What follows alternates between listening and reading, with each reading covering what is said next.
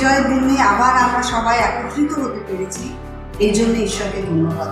এই online ওয়ার্শিপের through দিয়ে আমরা যতই অসুস্থ থাকি না কেন, যতই দূরে থাকি না কেন, আমরা এই সার্ভিসে সবাই যোগ দিতে পারি। এই জন্য ঈশ্বরকে ধন্যবাদ দিই। প্রত্যেকটা দিন কিন্তু আমাদের কাছে একটা উপহার। এই সুন্দর দিনের জন্য আমরা ঈশ্বরকে ধন্যবাদ দিই। আসুন আমরা সবাই মিলে আনন্দের গান গাই। আমরা সবাই খুব আনন্দিত আছি।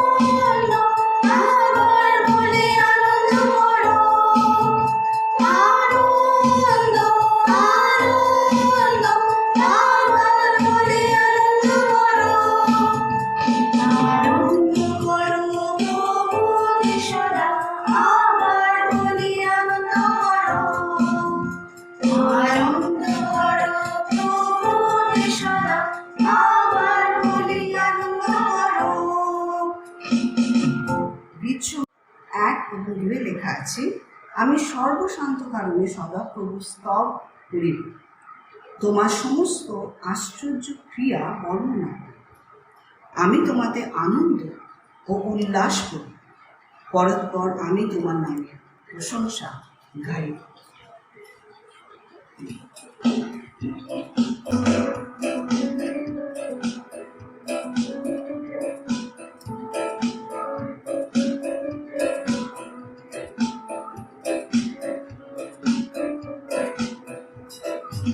আমি মনের আনন্দে প্রভুর দেশে আমি এক নতুন গান গাইব, আমি এক নতুন গান গাইব। আমি তাহার প্রশংসা করব, কারণ তিনি বিজয়ী হয়েছেন। আমি তাহার প্রশংসা করব, কারণ তিনি বিজয়ী হয়েছেন। আমি মনের আনন্দে প্রভুর দেশে আমি এক নতুন গান গাইব, আমি এক নতুন গান গাইব। আমি তাহার প্রশংসা করব, কারণ তিনি আমার ক্ষমা করেছেন। আমি তাহার প্রশংসা করব, কারণ তিনি আমার ক্ষমা করেছেন। আমি মনের আনন্দে প্রভুর দেশে আমি এক নতুন গান গাইব, আমি এক নতুন গান গাইব। আমি তাহার প্রশংসা করব, কারণ তিনি আমার ভালোবেসেছেন। আমি তাহার প্রশংসা করব, কারণ তিনি আমার ভালোবেসেছেন। আমি মনের আনন্দে প্রভুর দেশে আমি এক নতুন গান গাইব, আমি এক নতুন গান গাইব।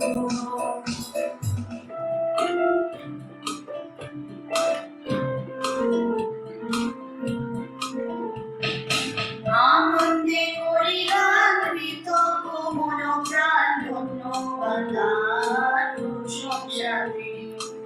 আনন্দে করি গান, কৃতজ্ঞ মন প্রাণ, ধন্যবাদ প্রশংসাতে।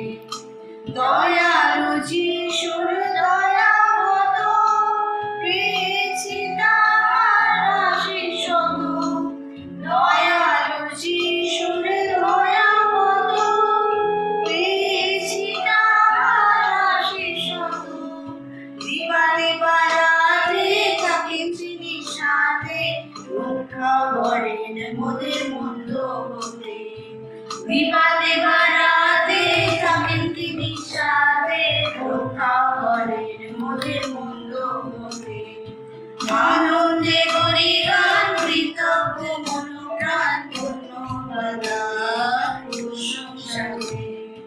দয়ালু যিশুর দয়া কত পেয়েছি তার আশীষ শত।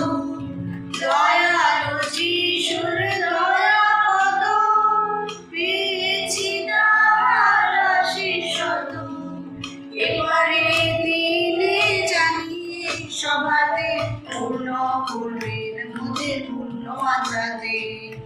এবারে দিনে জানিয়ে সভাতে পূর্ণ করবেন মোদের পূর্ণ আত্মাতে। আনন্দে করি গান কৃতজ্ঞ মনোপ্রাণ ধন্যবাদ প্রশংসাতে।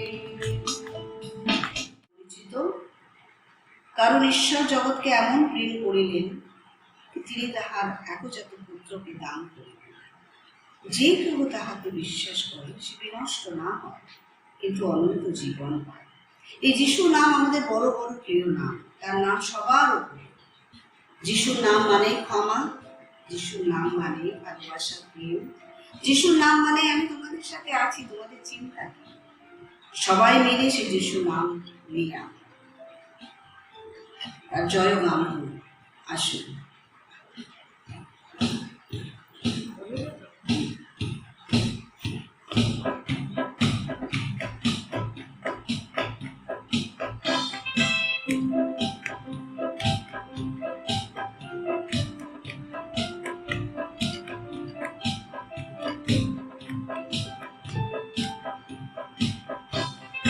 बोलो जय मिलकर जय, बोलो जय यीशु की जय। बोलो जय मिलकर जय, बोलो जय यीशु की जय। बोलो जय जय जय, जय मिलकर जय, बोलो जय यीशु की जय।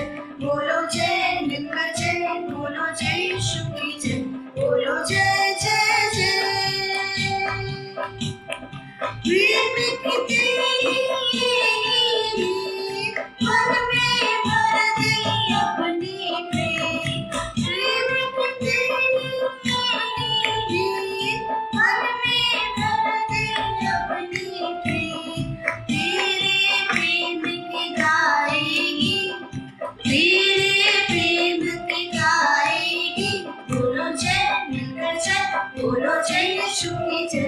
बोलो जय मिलकर जय, बोलो जय यीशु की जय। बोलो जय जय जय। क्रूस पर अपना खून बहा, मुझ पापी को दी शिफा। क्रूस पर अपना खून बहा, मुझ पापी को दी शिफा। मन मेरे तू बोल सदा, मन मेरे तू बोल सदा। बोलो जय मिलकर जय, बोलो जय यीशु की जय। बोलो जय मिलकर जय, बोलो जय यीशु की जय। बोलो जय जय जय। সারা সৃষ্টির মালিক আমাদের ঈশ্বর। তিনি শুধু আমাদের সৃষ্টি করেননি, তিনি আমাদের রক্ষা করেন। নানা রকম সমস্যা থেকে তিনি আমাদের বাঁচাচ্ছেন। আসুন আমরা তারই হাতে আমাদের জীবন সমর্পণ করি।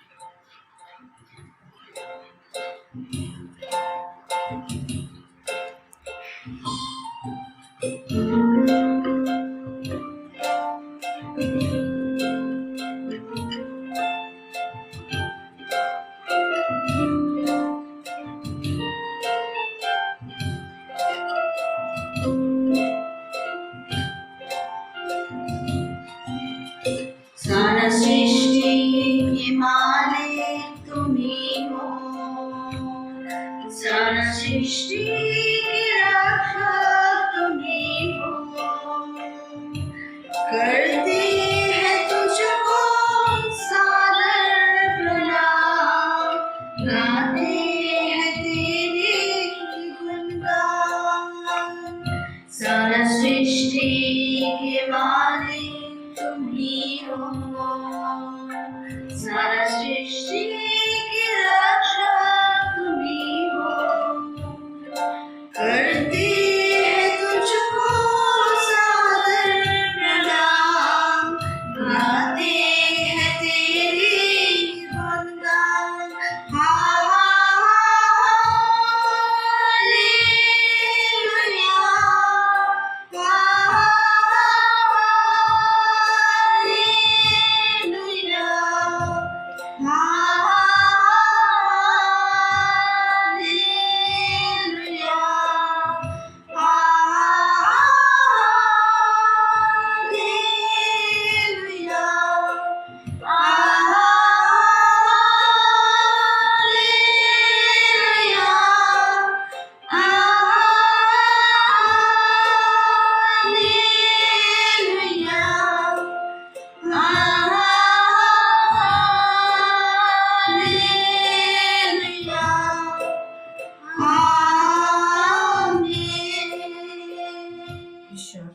বিজয় দিনে আমরা তোমার উপাসনায় অংশগ্রহণ করতে পারছি, এই জন্য ধন্যবাদ দিই।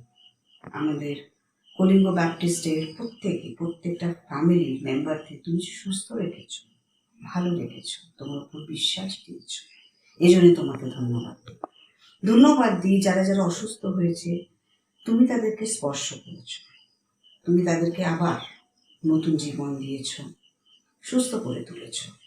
আমরা ভুলে যেন না যাই ঈশ্বর, প্রত্যেক দিন তোমার এই যে আশীর্বাদ আমাদের, সে আশীর্বাদ যেন আমরা ভুলে না যাই ঈশ্বর। যারা যারা দূরে আছে ঈশ্বর, যারা অনেকেই হয়তো এই অনলাইন সার্ভিসও আসতে পারছে না, তাদের জন্য প্রার্থনা করি। বিশেষ করে যারা বয়োজ্যেষ্ঠ ঈশ্বর, এই করোনার সময় তাদেরকে তুমি সর্বদা তোমার হাতে রেখো, তোমার তালুতে রেখো। আমাদের ছোট ছোট বাচ্চাদের তুমি সুস্থ রেখো, তাদেরকে তুমি তোমার পথে নিয়ে এসো, সর্বদা চালু না করো তোমার পথে আমাদের এই আশ্বাস দাও যে তুমি আছো, আমাদের পাশে আছো। আমরা বুঝি সেটা প্রত্যেক দিন আমাদের যখন ছোট ছোট জিনিস দেখি এবং তোমার আশীর্বাদ দেখি, আমরা বুঝি যে তুমি সর্বদা আমাদের সাথে আছো। তোমাকে যতই ধন্যবাদ দিই না, মনে হয় কিছুই যেন বলতে পারিনি, সব তো বলা হলো না। ক্ষমা করবে ঈশ্বর, আমরা পাপি মানুষ, আমরা হয়তো ঠিকভাবে তোমাকে জানাতে পারি না যে তুমি কতভাবে আমাদের আশীর্বাদ করেছো। তুমি সবাইকে সুস্থ রেখো, ভালো রেখো, এই প্রার্থনা করি। আমিন।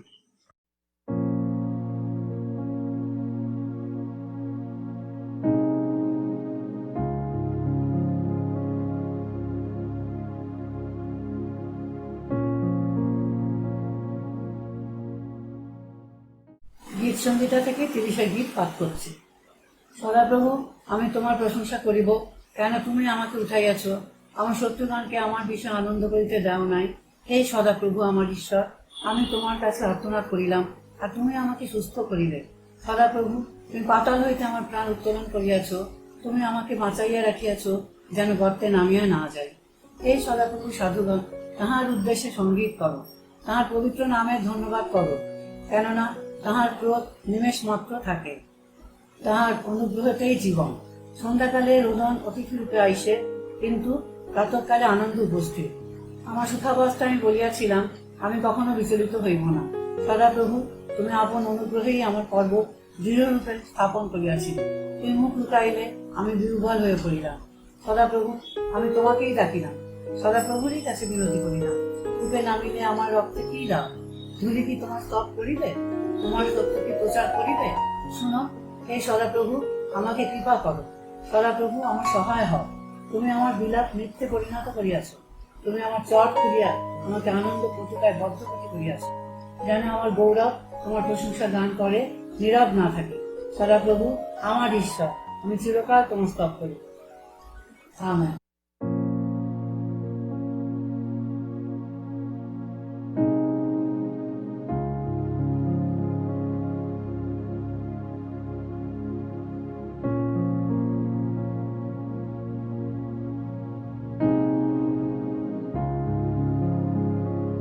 সর্বপ্রথমে ঈশ্বরকে ধন্যবাদ দিই যে আমাদের সকলকে সুস্থ শরীরে রেখেছেন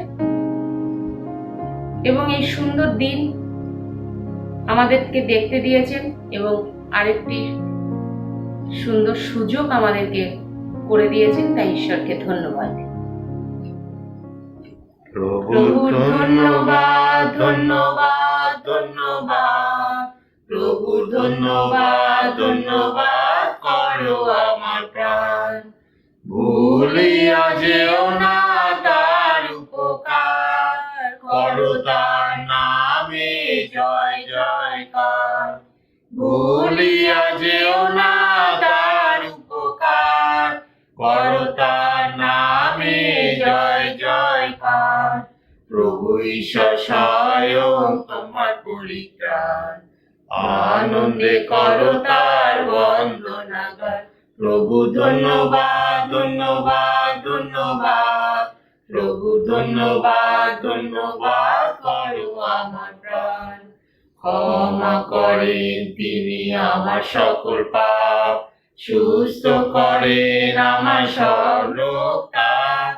ক্ষমা করেন করেন, তিনি আমার সকল পাপ সুস্থ করেন, আমার সব রোগ তাপ কূপ হইতে মুক্ত করেন নব প্রাণ, করুণার মুকুট করেন আমায় দান, কূপ হইতে মুক্ত করেন নব প্রাণ, করুণার মুকুট করেন আমায় দান।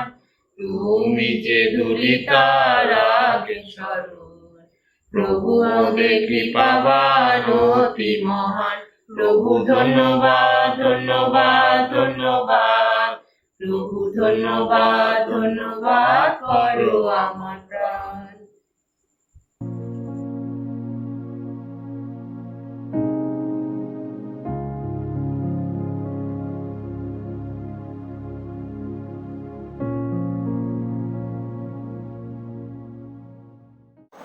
আসুন আমরা চোখ বন্ধ করি, মাথা নত করি, আমাদের জীবন্ত ঈশ্বরের কাছে আমাদের যা কিছু ধন্যবাদের বিষয় জানাতে পারি। পবিত্র পবিত্র মঙ্গলময় পিতা, তোমাকে ধন্যবাদ দিই প্রভু। আজকের এই প্রাতঃকালে তোমার সম্মুখে আসতে পেরেছি, তুমি আমাদের সাহায্য করেছো, দয়া করেছো। হ্যাঁ প্রভু, এই পরিস্থিতির মধ্যে আমাদের তুমি সুযোগ করে দিয়েছো, এত সুন্দর সুযোগ প্রভু।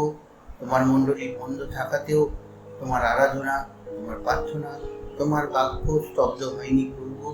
হ্যাঁ প্রভু, এই নতুন প্রযুক্তির মাধ্যমে, এই ফোনের মাধ্যমে আমরা সবাই একত্রিত হয়ে তোমার সামনে উপস্থিত হতে পেরেছি, তাই জন্য তোমাকে ধন্যবাদ দিই।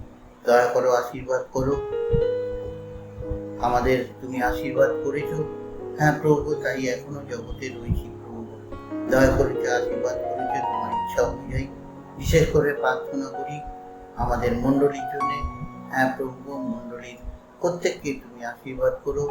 হ্যাঁ প্রভু, যারা অসুস্থ পীড়িত রয়েছে, বিশেষ করে ছোট শিশু থেকে বৃদ্ধ অবধি প্রত্যেককে তুমি আশীর্বাদ করো, দয়া করো। বিশেষ করে যারা প্রভু বয়সের বারে ভারাক্রান্ত শয্যায় শুয়ে রয়েছে, সেই সব মানুষগুলিকে তুমি আশীর্বাদ করো, আরো লাভ দাও। হ্যাঁ প্রভু, ছোট শিশুদেরও তুমি আশীর্বাদ করো। আরো যারা মণ্ডলীর সদস্য রয়েছে, যারা অসুস্থতার মধ্যে রয়েছে, তাদেরকেও তুমি আশীর্বাদ করো।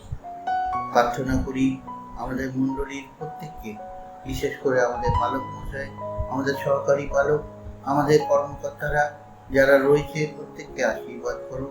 আমাদের এই বদ্ধ অবস্থার মধ্যে দিয়েও আমরা যে তোমার আরাধনা করতে পারছি, সেই জন্য তোমাকে ধন্যবাদ।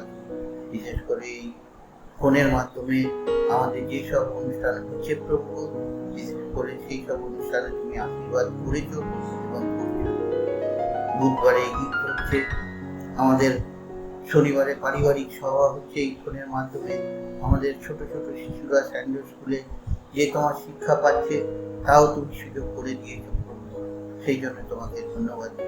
সবাইকে আশীর্বাদ করো, আশীর্বাদ করো। আমাদের মণ্ডলী যে বিকাল ভাইরা আছে প্রভু, তাদের আশীর্বাদ করো। বিশেষ করে দীপঙ্করদা তার স্ত্রীকে, তারা প্রভু তোমার কাজ নিয়ে এগিয়ে চলেছে এই পরিস্থিতির মধ্যে, তুমি তাদেরও আশীর্বাদ করো।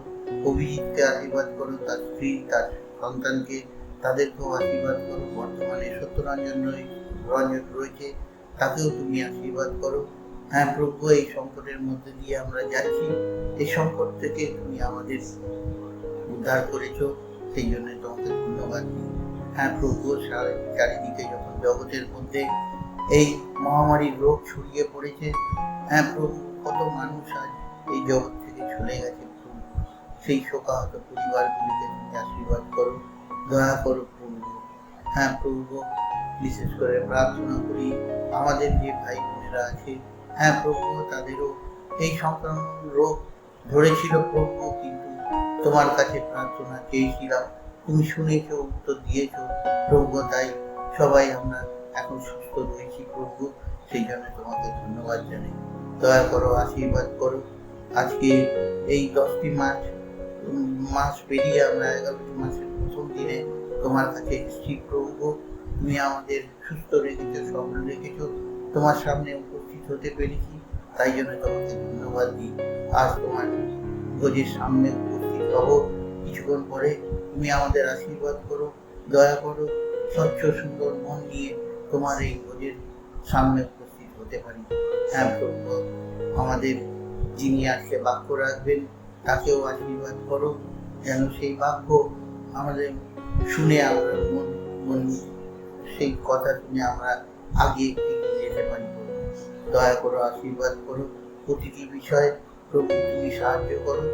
আর বিশেষ করে তুমি যারা এই সময় যারা প্রভু তোমাকে চেনে না, জানে না, সেই সব প্রতিবেশীকে আমরা যেন এই সুযোগের মাধ্যমে তাদেরকে জানাতে পারি। প্রভু দয়া করো, আশীর্বাদ করো, ভুল ত্রুটি পুনরুক্তি মার্জনা করো। এই প্রার্থনা ত্রাণকর্তা প্রভু যীশু খ্রিস্টের নামে চাই, দয়া করে সৌভাগ্য করো। আমেন। ঈশ্বরের মহাপবিত্র নামে ধন্যবাদ দিই যে আজকে একটি সুন্দর দিন প্রভু তিনি আমাদেরকে দেখতে সুযোগ করে দিলেন। দেখতে দেখতে আমরা আরেকটি মাসের প্রথম দিনে নতুন মাস আমরা দেখতে পেলাম। আজকে 2020 খ্রিস্টাব্দের নভেম্বর মাসের 1 তারিখ। প্রভু দয়া করুণায় আমরা সকলে বেঁচে রয়েছি, যেন আমরা ঈশ্বরকে ধন্যবাদ জানাই। সেই মহান ঈশ্বর তিনি আমাদেরকে প্রতিনিয়ত তার দৃষ্টির মধ্যে রেখেছেন। আমাদের চারিদিকে বেষ্টনকারী ঢাল হয়ে তিনি ঘিরে রয়েছেন, তার দক্ষিণ হস্ত দিয়ে আমাদেরকে তিনি ধরে রয়েছেন। এই জন্য আমরা ঈশ্বরকে ধন্যবাদ জানাই। মন্ডলীর আগামী দিনের বিজ্ঞপ্তি, যেমন আমাদের প্রতি রবিবার উপাসনা হচ্ছে অনলাইনের মাধ্যমে সকাল 9টা থেকে, তেমনই হবে প্রতি রবিবার। আমাদের সানডে স্কুল অনলাইনের মাধ্যমে যেমন হচ্ছে তেমনই হবে। প্রতি বুধবার আমাদের ইউথ ফেলোশিপ যেমনভাবে সন্ধ্যে 7টা থেকে অনলাইনের মাধ্যমে হচ্ছে তেমনই হবে। এবং প্রতি শনিবার আমাদের ফ্যামিলি ফেলোশিপ সন্ধ্যে 6:30 থেকে যেমন হচ্ছে তেমনই হবে। এর আগেও আপনাদেরকে আমরা জানিয়েছি নভেম্বর মাসে শেষের দিকে PWR তারা যে বাইবেল কুইজের আয়োজন করেছে। যদি অবশ্যই আপনার কিছু জানার থাকে পালক মাসের সঙ্গে ফোনে যোগাযোগ করতে পারেন। এরপরে যখন আমাদের গান হবে, সেই গানের সময় আমরা উপহার সংগ্রহ করব এবং সেই সংগৃহীত উপহার আমরা একসঙ্গে প্রভুর চরণে উৎসর্গ করব। পরে লকডাউন পর্ব যখন শেষ হয়ে যাবে তখন আমরা সেই উপহার প্রভুর গিয়ে নিয়ে আসবো। তারা সেই উপহারের মধ্য দিয়ে প্রভুর কাজ যেন আরো চারিদিকে বিস্তারিতভাবে এগিয়ে যেতে পারে, সেই জন্য বিশেষ করে আমরা সে বিষয়ে সচেতন থাকবো। এই সপ্তাহে আমাদের মণ্ডলীর পরিবারের কয়েকজনের জন্মদিন রয়েছে। যেমন আজকে 1 তারিখ আমাদের বিশেষ মধুমিতা নাথের জন্মদিন রয়েছে। আগামীকাল 2 তারিখ আমাদের শিলা সঙ্গীতা সরকারের জন্মদিন রয়েছে। আমাদের বিশ্বজিৎ সিং এর জন্মদিন রয়েছে। আমাদের শুভজিৎ সিং এর জন্মদিন রয়েছে। 3 তারিখে আমাদের দেবাশিস দা এবং নন্দিতা বৌদির বিবাহবার্ষিকী রয়েছে। দেবাশিস সিং ও মিসেস নন্দিতা সিং তাদের বিবাহবার্ষিকী রয়েছে। 5 তারিখে আমাদের লিপিকা দাশগুপ্ত, মিসেস লিপিকা দাশগুপ্তর জন্মদিন রয়েছে। আগামী 7 তারিখে দুজনের জন্মদিন রয়েছে। আমাদের মিস সুজাতা বিশ্বাসের জন্মদিন রয়েছে এবং মিস্টার কল্লোল বারোয়ের জন্মদিন রয়েছে। অবশ্যই আপনারা সকলের জন্য প্রার্থনা করবেন যেন প্রভু তাদের সকলকে তার অনুগ্রহ আশীর্বাদ দান করেন, সকলকে যেন পরমায় দেন এবং এই যে শুভ দিন তারা দেখতে পাচ্ছে যেন প্রভুর উদ্দেশ্যে তারা এগিয়ে যেতে পারে, এই জন্য তাদের জন্য বিশেষ করে প্রার্থনা করবেন। এছাড়া প্রার্থনা করবেন আমাদের এই সারা বিশ্বের জন্য, যেন যে পরিস্থিতির মধ্যে দিয়ে আমরা এখন চলেছি এই পরিস্থিতি যেন অতি সত্তর যেন স্বাভাবিক হয়ে যায় এবং আমরা যেন একসঙ্গে আনন্দ সহকারে প্রভুর গৃহে এসে তার গৌরব, তার প্রশংসা, তার আরাধনা করতে পারি। এই জন্য বিশেষ করে সকলে একে অন্যের জন্য অবশ্যই প্রার্থনায় স্মরণ করবেন। ধন্যবাদ।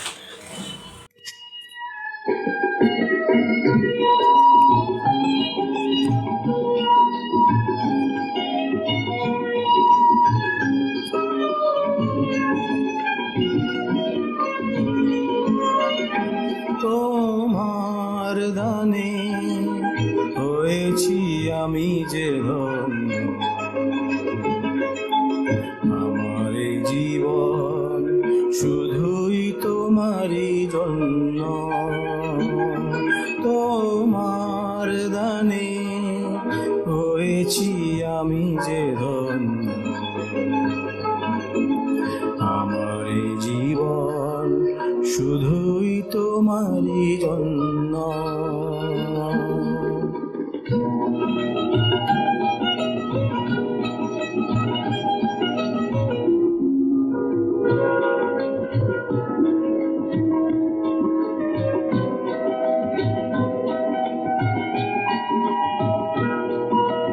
ভালোবাসা তুমি ভরে দাও, তোমার কাছেতে টেনে না। ভালোবাসা তুমি ভরে দাও, তোমার কাছেতে টেনে না। তোমাতে আমি থাকব বিভোর, তোমাতে আমি থাকব বিভোর, আর কিছু চাই না গো অন্য। তোমার দানে হয়েছি আমি যে ধন্য, আমার জীবন শুধুই তোমারই জন্য।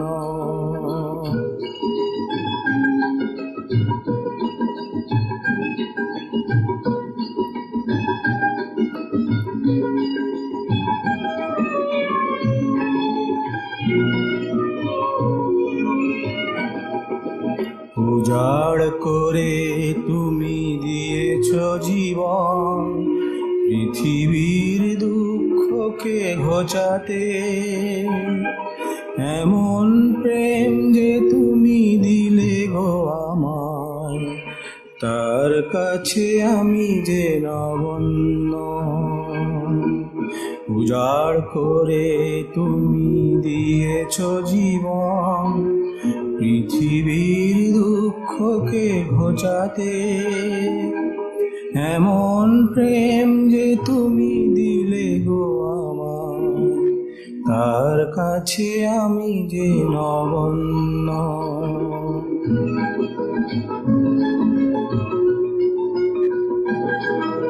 প্রাণে প্রাণে দুটি কথা কও, অভয় বাণীটি দিয়ে যাও। প্রাণে প্রাণে দুটি কথা কও, অভয় বাণীটি দিয়ে যাও। জীবন শেষে তোমারই পাশে, জীবন শেষে তোমারই পাশে, হই যেন আমি প্রভু গণ্য। তোমার দানে হয়েছি আমি যে ধন্য, এই জীবন শুধুই তোমারই জন্য, শুধুই তোমারই জন্য, শুধুই তোমারই জন্য।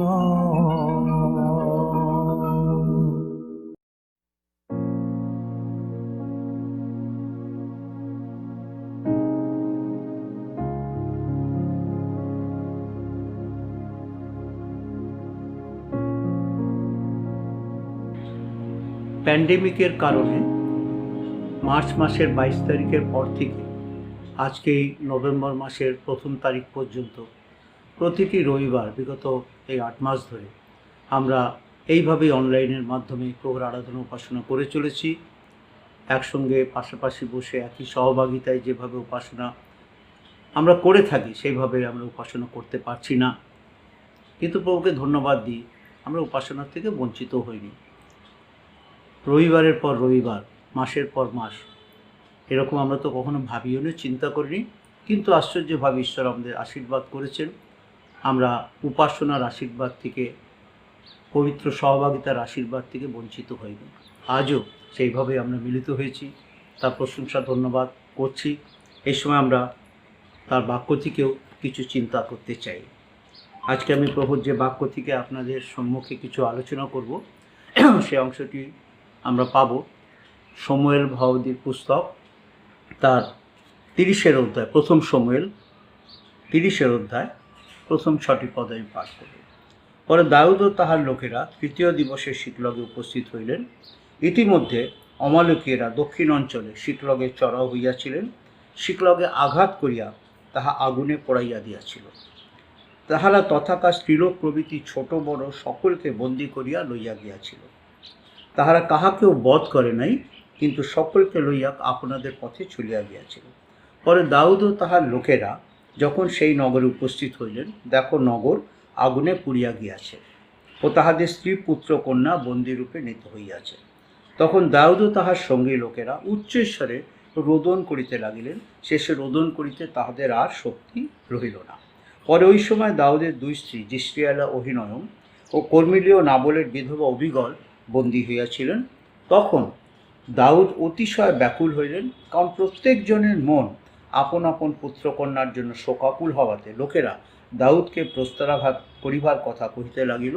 তথাপি দাউদ আপন ঈশ্বর সদাপ্রভুতে আপনাকে সবল করিলেন। ইহাই প্রভুর বাক্য। আজকে যে অংশটি নিয়ে একটু চিন্তা করতে চাই সেটা হচ্ছে একদম শেষের অংশটি। তথাপি দাউদ আপন ঈশ্বর সদাপ্রভুতে আপনাকে সবল করিলেন। আসুন প্রার্থনা করি। হে আমাদের স্বর্গবাসী মহান প্রেমময় পিতা ঈশ্বর, প্রভু তোমাকে ধন্যবাদ দিই।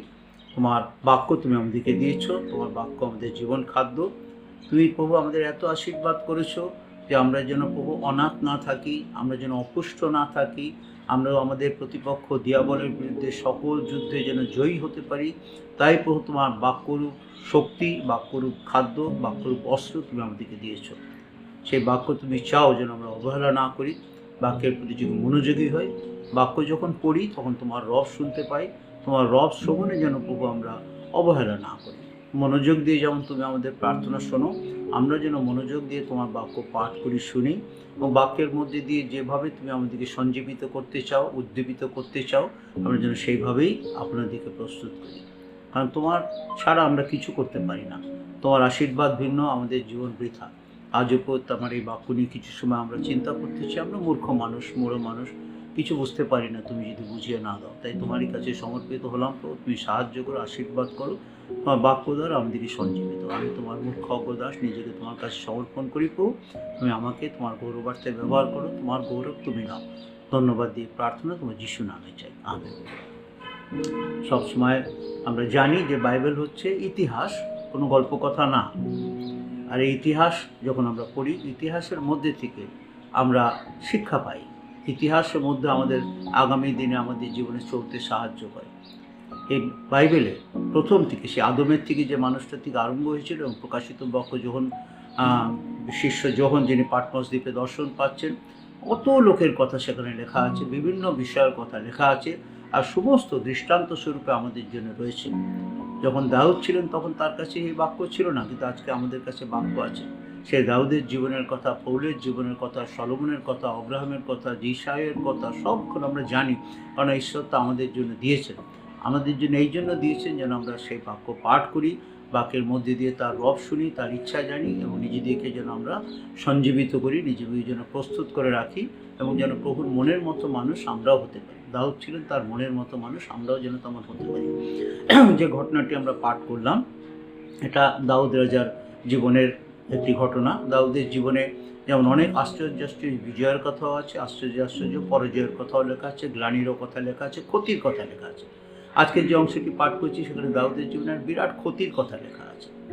দাউদকে আমরা জানতে পাই সেই ছোট্ট বালক দাউদ থেকে। যখন শমূয়েল রাজা এসছেন, তার বাড়িতে গেছেন, তার ছেলেদের ডাকা হয়েছে, যিশায়ের ছেলেদের ডাকা হয়েছে, একে একে ছেলেরা আসছে। শমূয়েল ভাবছেন এক একজনের আকৃতি দেখে এরাই বোধহয় মনোনীত লোক, না, কিন্তু ঈশ্বর মনোনীত করে রেখেছেন ছোট্ট দাউদ বালককে, আর তিনি তাকে অভিষেক করেছেন। সে দাউদ আমরা জানি তার বাবার মেষপাল চড়াতো। সেই চড়াতে চড়াতে একদিন যুদ্ধতে গিয়ে সেখানে গিয়ে সে শুনতে পেয়েছিল গলিয়াতের কথা। যে গলিয়াত ঈশ্বরের মনোনীত জাতি, ইসরায়েলের যে শত্রু, সে শত্রুপক্ষে বীর যোদ্ধা, যে সে বাস্তবিকই ঈশ্বরের মনোনীত জাতিকে চূড়ান্তভাবে লজ্জিত অপমানিত করেছিল। দিনের পর দিন 40 দিন যাবৎ সে এসছে, ভয় দেখিয়েছে শুধু সাধারণ প্রজাকে না, এমনকি তাদের যে রাজা, প্রথম রাজা, অত বীর রাজা, অত সুন্দর, তার চেহারার বর্ণনা দেওয়া আছে, উচ্চতা, তার কায়িক সৌন্দর্য, সব কথা বাইবেলে লেখা আছে। সে শৌল পর্যন্ত ভয় ঘর থেকে বেরোচ্ছে না, এমনভাবে ভীত সন্ত্রস্ত করেছে একটি বীর, একজন যোদ্ধা, গলিয়াত তার নাম, তারও বর্ণনা বাইবেল দেওয়া আছে। সে কিভাবে সেই জাতিকে একেবারে পর্যদস্ত করে দিয়েছে। সেই রকম অবস্থায়, সেরকম যখন চলছে, এইরকম যখন দিনের পর দিন তারা লজ্জিত হচ্ছে, পরাস্ত হয়ে গেছে, সেই অবস্থায় এই ছোট্ট বালকটি গিয়ে কী আশ্চর্য কাজ করেছিল তার বিবরণ আমরা শাস্ত্রে জানি, পড়েছি। কি করে কোনো অস্ত্রশস্ত্র কিছু দিয়ে না, মাত্র একটা চিকন পাথর দিয়ে সেই গলিয়াতকে সে বধ করেছিল, এবং ইসরায়েলকে জীবনে নিয়ে এসেছিল মহা উল্লাস। তাদের জীবনের সমস্ত গ্লানির মধ্যে থেকে তাদের জীবনে এসেছিল আনন্দ। আর সেই আনন্দের মধ্যে সকলে দাউদকে নিয়ে যেটা করা উচিত ছিল সেটাই করেছিল, উচ্ছ্বাসে মেতে গেছিল। দাউদকে নিয়ে তারা নাচ করছিল, গান করছিল। শৌল বুঝলেন সহস্র সহস্র, দাউদ বুঝলেন অযুত অযুত। খুবই প্র্যাকটিক্যাল, খুবই স্বাভাবিক। এসবের মধ্যে দাউদের দিনে দিনে আরও উন্নতি, আরও তাকে নিয়ে মাতামাতি, এটাই তো হওয়া স্বাভাবিক, সেটাই হচ্ছিল। কিন্তু তারকে নিয়ে এই যে আনন্দ আরেকজনের মাথা ব্যথার কারণ হয়ে গেল, সে ছিল শৌল। সে কিছুতেই সেটা সহ্য করতে পারল না, তার মন ঈর্ষায় কাতর হয়ে গেল, হিংসায় পরিপূর্ণ হয়ে গেল। সে তার পুত্র সম যে বালক যে দাউদ, তাকে কিভাবে তার পথ থেকে সে সরিয়ে দেবে, সম্পূর্ণভাবে তাকে সরিয়ে দেবে তার পরিকল্পনা করতে লাগলো, এবং প্রায় 2-1 বার সার্থক হয়েও গেছিল। তাকে সে একদম বসা দিয়ে ভিত্তির সঙ্গে গেঁথে ফেলারও চেষ্টা করেছিল। আর ছোট বালক ক্রমে ভয়ে কুঁকড়ে যেতে লাগলো। কি করবে, এদিক ওদিক সে পালাতে আরম্ভ করলো। আমি তার হাত থেকে বাঁচতে চাই, কারণ আমি তো এখানে থাকলে বাঁচবো না। যখন আপনি শাস্ত্র পড়বেন সেখানে দেখবেন লেখা আছে, যদি আপনি একটু পিছিয়ে গিয়ে 27 অধ্যায় পড়বেন, তার প্রথমে এরকম লেখা আছে, পরে দাউদ মনে মনে কহিলেন, ইহার মধ্যে কোনো একদিন আমি শৌলের হস্তে বিনষ্ট, আর কিভাবে চলবো, একদিন তো আমাকে ধরে মেরেই ফেলবে। পরে দাউদ মনে মনে কহিলেন, ইহার মধ্যে কোনো একদিন আমি শৌলের হস্তে বিনষ্ট হইব, তাই কি হবে, পলিষ্টীয়দের দেশে পলায়ন ব্যতিরেকে আমার আর মঙ্গল নেই। যে পলিষ্টীয় গলিয়াতকে মেরেছে, আর ওরই দেশে পালিয়ে গিয়ে আমাকে মারতে হবে। কি ভয়ানক অবস্থা! ইসরায়েলের শত্রু পলিষ্টীয়, যে শত্রুকে বিনাশ করেছে, যে ঈশ্বরকে টিটকারি দিচ্ছিল সেই মানুষকে হত্যা করেছে। ছোট্ট বালক ঈশ্বরের অপমানকে যে সহ্য করতে পারেনি, আজকে সে প্রাণের ভয় বলছে, আর আমার কোনো পথ নেই, ওদের কাছে গিয়ে আমাকে পড়তে হবে। পলিষ্টীয়দের দেশে পলায়ন ব্যতিরেকে আমার আর মঙ্গল নেই। তথায় গেলে শৌল ইসরায়েলের সমস্ত অঞ্চলে আমার অন্বেষণ করিতে ক্ষান্ত হইবেন, আর আমি তাহার হস্তে রক্ষা পাইব। চাচা, আপন প্রাণ বাঁচা, আর কিছু করার নেই, ওদের কাছে গিয়ে থাকো। ওখানে গেলে আর শৌল তো ওখানে আসবে না, তাহলে আমি ওখানে নিরাপদে থাকতে পারবো। আর সেই প্ল্যান করে সে সেখানে চলে গেল। অতএব দাউদ উঠিয়া আপনার সঙ্গী 600 লোক লইয়া মায়কের পুত্র আকিশ নামক গাতের রাজার নিকটে গেলেন, এবং সমস্ত পরিবারের সঙ্গে আকিশের নিকটে বাস করলেন। আর তাকে বিশেষত লেখা আছে, দাউদ ও তাহার 2 স্ত্রী, অর্থাৎ জিস্রিয়েলিয়া অহিনয়ম ও নাবলের বিধবা কর্মেলিয়া অবগল তথায় বাস করলেন। আর এই খবর যখন শৌল শুনতে পেলেন, বলেন আপদ গেছে। লেখা আছে 4 পদে 27 অধ্যায়, পরে দাউদ পলাইয়া গাতে গিয়াছেন, এই সংবাদ শৌলের কর্ণগোচর হইলে তিনি আর তাহার অন্বেষণ করিলেন না। বলে আর পরিশ্রম করে লাভ নেই, ও এখন আমার কাছ থেকে দূরে চলে গেছে, আমি এখন ভালো মতো থাকতে পারবো, ওকে নিয়ে কেউ মাতামাতি করবে না। কি আশ্চর্য যখন আমরা পড়তে পারি, যে লোকটা ইসরায়েলের এত বড় বিজয়ের কারণ, আজকে সে তাদের কাছ থেকে একজন পলাতক হয়ে গেল। বাইবেলের কাহিনীগুলো যখন পড়বেন, আশ্চর্য কাহিনী। এবং সেসব কাহিনী কেন লেখা আছে, সব কিছু আমার আপনার শিক্ষার জন্য, যেন সেগুলো জীবনীগুলো পড়ি, ঘটনাগুলো পড়ে আমরা বুঝতে পারি কী হচ্ছে। দেখুন ঘটনা পরম্পরায় কীরকম এগিয়ে যাচ্ছে আমরা জানি। নিশ্চয়ই কাহিনী শুধু আমি যে পড়েছি তা না, আপনারাও পড়েন, সকলে জানেন। তারপরে আমরা জানি সেখানে গিয়ে দাউদ সেই গাতে আকিশের কাছে গিয়ে থাকতে আরম্ভ করলো, এবং he made himself accountable to them, তাদের কাছে নিজেকে সে গ্রহণযোগ্য করলো। তাদের হয়ে তাকে আকিশ তাকে শিকলগে একটা থাকার জায়গা দিল, সেখানে সে থাকতো। সেখানে গিয়ে এক এক দিন এক এক জায়গায় চড়াও হতো। তাদের যে সৈন্য ছিল তাদের কথা লেখা আছে, দেখবেন 7 পদে, পলিষ্টীয় জনপদে দাউদের অবস্থিতির দিনের সংখ্যা 1 বছর 4 মাস। ওই সময় দাউদ ও তাহার লোকেরা যাইয়া গসুরীয়, গির্ষীয়, অমালকীয়দিকে আক্রমণ করিতেন, কেন সুরের সন্নিকট মিশর পর্যন্ত যে দেশ, তথায় পুরাকাল হইতে সেই জাতিরা বাস করত। আর দাউদ সেই দাসবাসীদিকে আঘাত করিতেন, পুরুষকে স্ত্রী কাহাকেও জীবিত রাখিতেন না, মেষ, গরু, গর্ধ, বস্ত্র লুট করিতেন, পরে আকিশের কাছে ফিরে আসিতেন। ক্রমে সে আকিশের খুব প্রিয় পাত্র হয়ে গেল। আকিশ দেখছে আমার যে ছোটোখাটো আশেপাশে লোকেরা আমাকে বিরক্ত করতে আসে, এগিয়ে তাদের সমস্ত শেষ করে দেয়, অথবা আমি নিরাপদে থাকতে পারি। লুটপাট করে জিনিস নিয়ে আসে, তার ভেটও হয়তো তাকে দিত। ওদের দুজনের মধ্যে দাউদ বলছে আমিও ঠিক আছি, ভালো আছি, তুমিও ঠিক থাকো, এবং ক্রমশ আকিশের কাছে সে খুব বেশি অ্যাকসেপ্টেবল হয়ে গেল। এবার কি হলো, পরে যখন দেখতে পাই পলিষ্টীয়দের রাজারা এবার সব এক হয়েছে, যুদ্ধ করতে যাবে ইসরায়েলের বিরুদ্ধে, এবং কত গেছে, শত সহস্র সৈন্য নিয়ে তারা যুদ্ধে করতে যাচ্ছে। সব রাজা এক হয়েছে, কম্বাইন্ড অ্যাটাক করতে যাবে। আর তখন আকিশও যাবে, এবং আকিশ যখন যাবে, আকিশ বলে দাউদও তার সঙ্গে যাবে। অতএব আকিশ দাউদকে নিয়ে সেই পলিষ্টীয়দের দলে যুদ্ধ করতে যাচ্ছে। এমন সময় অন্য যারা রাজা ছিল তারা দাউদকে চিনে ফেলেছে। তারা দাউদকে ওকে কেন নিয়ে এসছে আমাদের সঙ্গে, ও তো ইসরায়েলের লোক, ও তো আমাদের সঙ্গে যেতে পারবে না, ও গিয়ে কী করবে, ও তো গেলে ওখানে গিয়ে আমাদেরই মারবে, মেরে রাজার কাছে যে সুনাম নেবে, একদম ওকে নিতে পারবে। আর দেখবেন যখন পড়ে যাবেন যে লেখা আছে 11 পদে, আর আখিস দাউদকে বিশ্বাস করিতেন বলিয়া 12 পথে দাউদ নিজ জাতিকে ইসরায়েলের নিকটে নিতান্ত ঘৃণাস্পদ করেছিল। 29 অধ্যায়ে যখন আমরা দেখতে পাই, সেখানে তার রাজারা বলছে, এ কি সেই দাউদ নয় যাহার বিষয়ে লোকেরা নাচিয়া পরস্পর গাহিত, শৌল বধিলেন সহস্র সহস্র আর দাউদ বধিলেন অযুত অযুত। কিন্তু তখন আখিস দাউদকে ডেকে বললেন, জীবন্ত সদাপ্রভুর দিব্য, তুমি সরল লোক, সৈন্যের মধ্যে আমার সহিত তোমার গমনাগমন আমার দৃষ্টিতে ভালো, কেননা তোমার 80 দিন অবধি অদ্য পর্যন্ত আমি তোমার কোনো দোষ পাইনি, তথাচ ভূপালগণ তোমার উপরে তুষ্ট নয়। আমি চাইলে কি হবে, তারা তোমাকে নিতে চাচ্ছে না, আমি তোমাকে যুদ্ধে নিয়ে যেতে পারছি না। আমার খুব ইচ্ছা ছিল, আখিসের খুব ইচ্ছা ছিল যে দাউদও তাদের সঙ্গে যায়, তাদের সঙ্গে যুদ্ধে যোগ দেয় এবং তাদের সে বিজয়ের ভাগী হয়। কিন্তু ঈশ্বরের পরিকল্পনা, আখিসের পরিকল্পনা, ঈশ্বরের পরিকল্পনা, দাউদকে তাদের সঙ্গে যেতে দিলেন না। এরপরে দাউদের জন্য কি অপেক্ষা করে রয়েছে দাউদ এবার দেখতে পাবে। তুমি ফিরে যাও, তুমি শিকলগে ফিরে যাও, সেখানে তোমার লোকদের কাছে ফিরে যাও, আমরা যুদ্ধ করতে যাচ্ছি। দাউদ কী করবে, মর্মাহত হয়ে গেল। তার মধ্যে যুদ্ধ করার নিয়ে, তার লোকজন নিয়ে যুদ্ধ করতে গেছিল, সকলকে নিয়ে সে ফিরে যাচ্ছে কোথায়, শিকলগে, যেখানে তাকে আখিস থাকতে দিয়েছিল। কবে ফিরে এলো আমরা দেখতে পাচ্ছি, যেখানে আমরা পাঠ আরম্ভ করেছিলাম। পরে দাউদ ও তাহার লোকেরা 3য় দিবসে শিকলগে উপস্থিত হইলেন। 3 দিনের দিন দাউদ আর তার লোকেরা শিকলগে ফিরে এসে, এবার শিকলগে ফিরে এসে তারা কী দেখলো আমরা পড়েছি।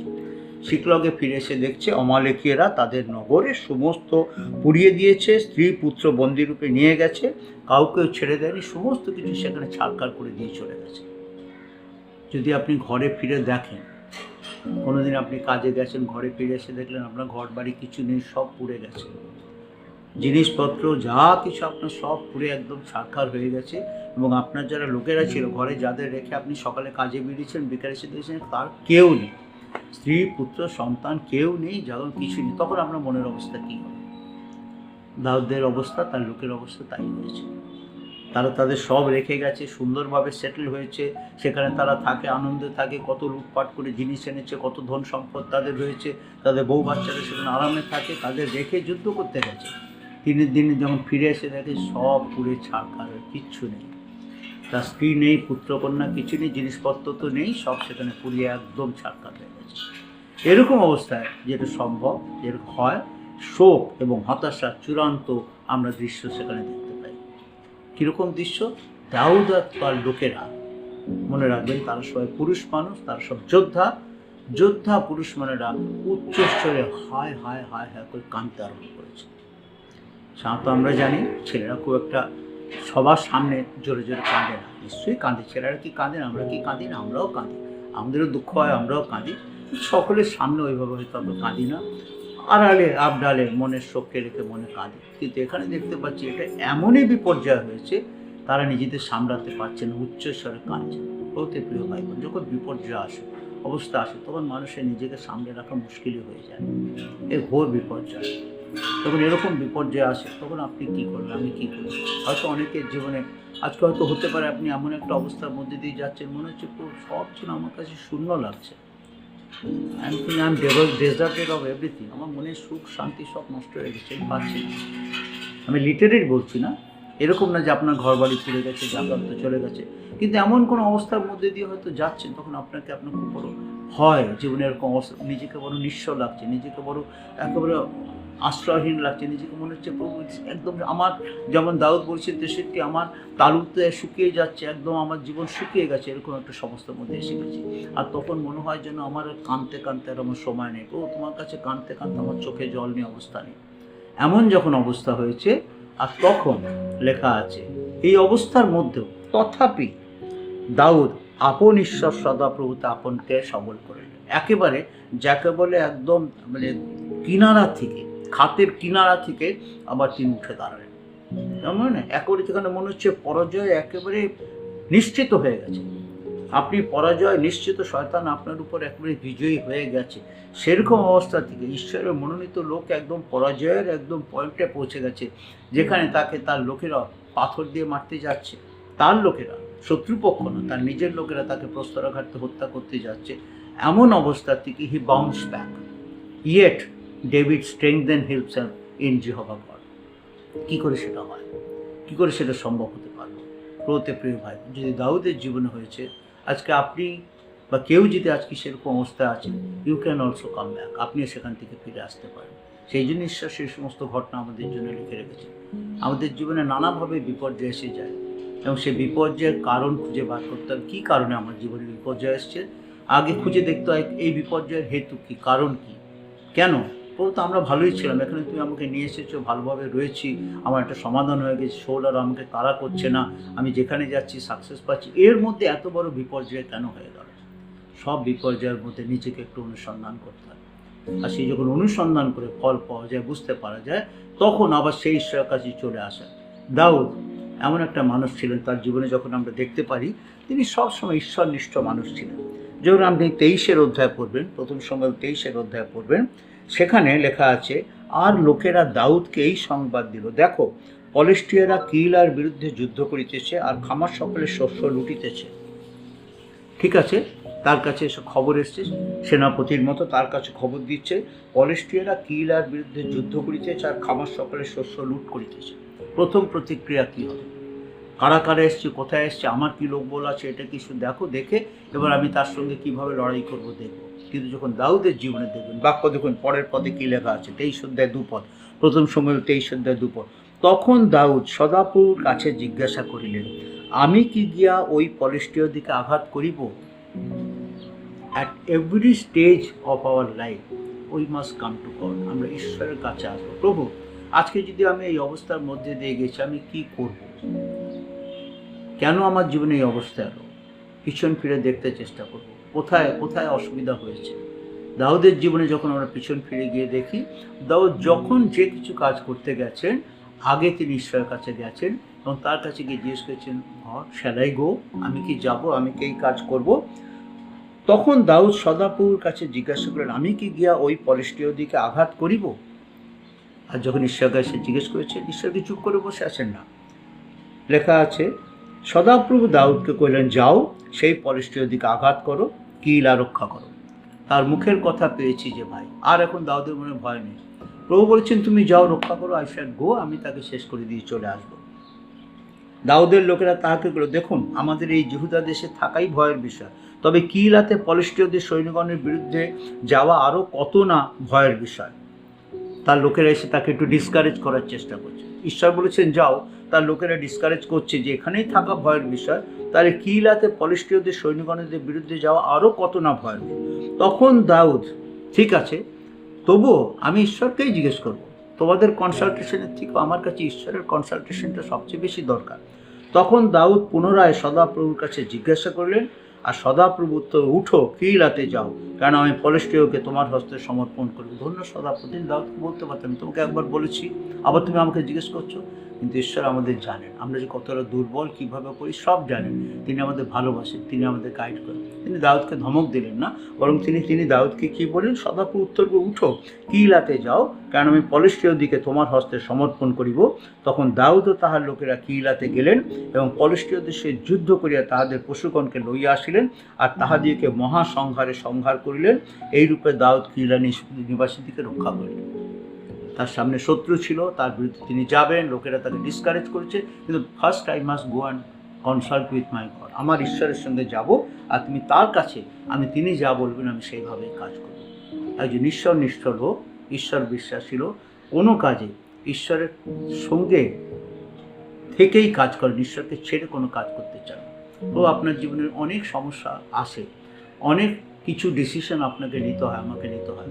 সব ডিসিশন কি আমরা ঈশ্বরের কাছে কনসাল্ট করে নিই, ঈশ্বরের কাছে গিয়ে বলি, না নিজেদের বুদ্ধিতে চলি। বাইবেলের পদ মুখস্থ করে রাখি, তো উপদেশে লেখা আছে, তুমি নিজ বিবেচনায় নির্ভর করিও না, সমস্ত চিত্তের সদাপ্রভুতে নির্ভর করো। এবং মুখস্থ থাকে ঘরের মধ্যে, আমরা দেয়ালে লিখে রেখে দিই। কিন্তু যখন এরকম অবস্থা আসে, তখন আমাদের যে বিবেচনা সেটাই প্রধান স্থান পায়। ঈশ্বরের কাছে হয়তো যেতে আমরা ভুলে যাই, তখন মনে করি আগে এটা আমি করিনি, ঈশ্বরের কাছে পরে জিজ্ঞেস করব। দাউদের জীবন আমাদের শিক্ষা দেয় সেরকম না, তিনি গিয়ে তার কাছে জিজ্ঞেস করেছেন। তারপর আবার যদি সেখানে আপনি এগিয়ে যাবেন, আরও একটু দেখবেন 7 পদে, মাফ করবেন, পরে দাউদ কিলাতে আসিয়াছে, এই সংবাদ পাইয়া শাউল কহিলেন, ঈশ্বর তাহাকে আমার হস্তে সমর্পণ করিয়াছেন। এবার ওইরা তো গেল, এবার আবার তার শত্রু শাউলের হাতে পড়ে গেছে। কেননা তাহার দ্বার ও অর্গলযুক্ত নগরে প্রবেশ করাতে সে আবদ্ধ হইয়াছে। এমন জায়গায় এসে এবার দাউদ ঠুকেছে, তার চারিদিকে দরজা অর্গল আছে, এখান থেকে দাউদ ছাড় পাবে না, বেরোতে পারবে না। সে কি করলো, পরে দাউদকে ও তাহার লোক দিয়েকে অবরোধ করিবার জন্য শৌল যুদ্ধার্থে কিলাতে যাইবার নিমিত্ত সমস্ত লোককে ডাকলেন। এবার পলিস্টির শত্রু তো গেল, এবং তার নিজের লোক শৌল যে তাকে সেই তখন থেকে হিংসা করেছে, যার জন্য সে পালিয়ে যেতে বাধ্য হয়েছিল গাতে, সেই লোক এখানে তাকে এসে অনিষ্ট করছে। দাউদ জানিতে পারিলেন, লেখা আছে 9 পদে, যে শৌল তাহার বিরুদ্ধে অনুষ্ট কল্পনা করিতেছেন। এবারে তিনি কি করবেন, আবার দেখুন কি করছেন তিনি। তাই তিনি অবিয়াথর যাজককে কহিলেন, এই স্থানে এফোদ আনো। তখন এফোদ যখন আপনি পড়বেন গণনা পুস্তক, যাত্রা পুস্তক, সেখানে এফোদের কথা, তুমিম উরিম উমিমের কথা লেখা আছে, বলে এফোদ আনো। পরে দাউদ কহিলেন, হে সদাপ্রভু ইসরায়েলের ঈশ্বর, শৌল কিলাতে আসিয়া আমার নিমিত্তে এই নগর উচ্ছিন্ন করিবার চেষ্টা করিতেছেন। তোমার দাস আমি ইহা শুনিলাম। কিলার গৃহস্থেরা কি তাহার হস্তে আমাকে সমর্পণ করিবে? ও তুমি বলে দাও, তারা তো আসবে। এবার কি গৃহস্থেরা আমি তার কাছে গেলে আমাকে নিয়ে ধরিয়ে দেবে শৌলের হাতে? তোমার দাস আমি যেরূপ শুনিলাম সেইরূপ শৌল কি আসিবেন? আমি ঠিক শুনেছি তো, শৌল কি এখানে এসে আমাকে অ্যাটাক করবেন? কাকে জিজ্ঞেস করছেন? অবিয়াথর যাজককে বলেছেন এফোদ আনো, আর তার কাছে ঈশ্বরের সঙ্গে কথা বলছে। দাউদের জীবনে সব সময় ঈশ্বরকে, নিশ্চয়ই যখন সে লেখা নেই, কিন্তু যখন গলিয়াতকে মারতে গেছে তখনও তার ব্যাক অফ মাইন্ড সেই ঈশ্বর রয়েছেন, যিনি তাকে ভাল্লুকের হাত থেকে, সিংহের হাত থেকে বাড়িয়েছেন। সেই ঈশ্বর অবমাননা হচ্ছে, সেই ছোট দাউদ চুপ করে থাকতে পারেনি। তার মন সম্পূর্ণ সময় ঈশ্বরের উপর নিষ্ঠ হয়ে রয়েছে। তার কোনো কাজে ঈশ্বরকে বাদ দিয়ে তিনি করতে পারেন না। তুমি যা বলবে আমি তাই করব।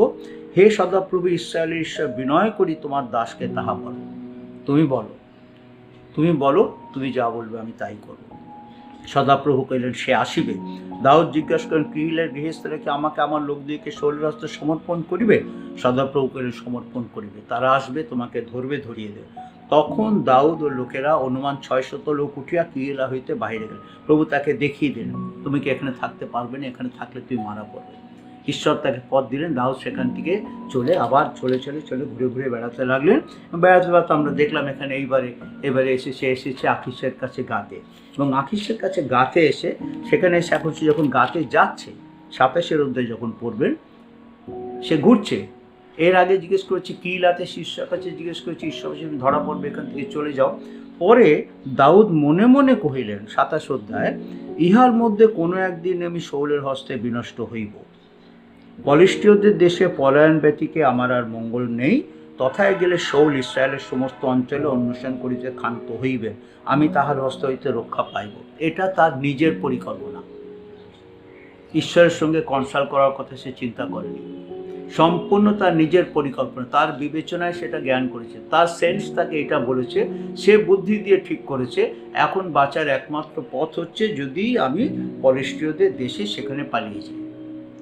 আগের বার যেমন সে জিজ্ঞেস করেছে কিলাদের বিরুদ্ধে অন্য যুদ্ধতে, প্রভু আমি কি যাব, আমি কি করব? এখন দেখছি না আর সেই শৌল, একথা লিপিবদ্ধ করা নেই যে দাউদ ঈশ্বরের কাছে বলছে, দাউদ আমি এখন কি করব? আমার তো চারিদিকে এই অবস্থা, আমি এখন কী করবো, আমি কি যাব? আমার মনে হচ্ছে যদি আমি পলিষ্টীয়দের দেশে যাই সেখানে হয়তো থাকতে পারবো। শ্যালাই গো, বাইবেলে লেখা নেই যে দাউদ সে কথা জিজ্ঞেস করেছিল। মাঝে মাঝে আমাদের জীবনে এরকম সমস্যা আছে, আমরা ঈশ্বরকে ভালোবাসি, তথাপি কখন যেন আমরা আমাদের নিজেদের যে সমস্ত পরিকল্পনা, নিজেদের যে চিন্তা, সেগুলোকে আমরা বেশি প্রাধান্য দিয়ে দিই, ঈশ্বরকে আমরা পিছনে ফেলে দিই, না চাইতেও ফেলে দিই। দাউদ ঈশ্বরের লোক ছিল, আগেও জিজ্ঞেস করেছে, কিন্তু এইখানে সে ঈশ্বরকে পিছনে ফেলে দিল। ঈশ্বরের সঙ্গে তার কাছে জানার বিষয়ে তার হয়তো মনের মধ্যে কোথায় এলো না, তার নিজের পরিকল্পনা ঠিক করে এটাই ভালো, পলিষ্টীয়দের দেশে যাব, সেখানে থাকবো, এবং সেখানে গিয়ে শৌল আমাকে পাবে না। এবং প্রাথমিকভাবে তার প্ল্যান সাকসেসফুল, যেভাবে তিনি পরিকল্পনা করেছিলেন সে পরিকল্পনা খুব সাকসেসফুল। সাধারণভাবে দেখতে গেলে খুবই ভালো করেছে, খুব বুদ্ধি করেছে। পলিষ্টীয়দের কাছে গেলে, শত্রু শিবিরে গেলে, সেখানে তার শত্রু তার কাছে আসবে না, বরং তাদের মাঝে থাকতে পারবে। এবং যখন 30 অধ্যায় আমরা পড়ছি, সেই পর্যন্ত দেখতে পাচ্ছি তার প্ল্যান খুব সাকসেসফুল, এবং সেখানে গিয়ে কিন্তু যখন 30 অধ্যায় এসে আমরা দেখলাম সে ফিরে এসছে শিকলগে, সেখানে এসে আমরা দেখতে পাচ্ছি না, সব কিছু ওলটপালট হয়ে গেছে। যখন দাউদের গায়ে পাথর পড়তে আরম্ভ করেছে, প্রায় চেঁচিয়ে তার কামতে পারছে না, লোকেরা তার বিরুদ্ধে কথা বলছে, তখন দাউদ ফিরে পেয়েছে চেতনা।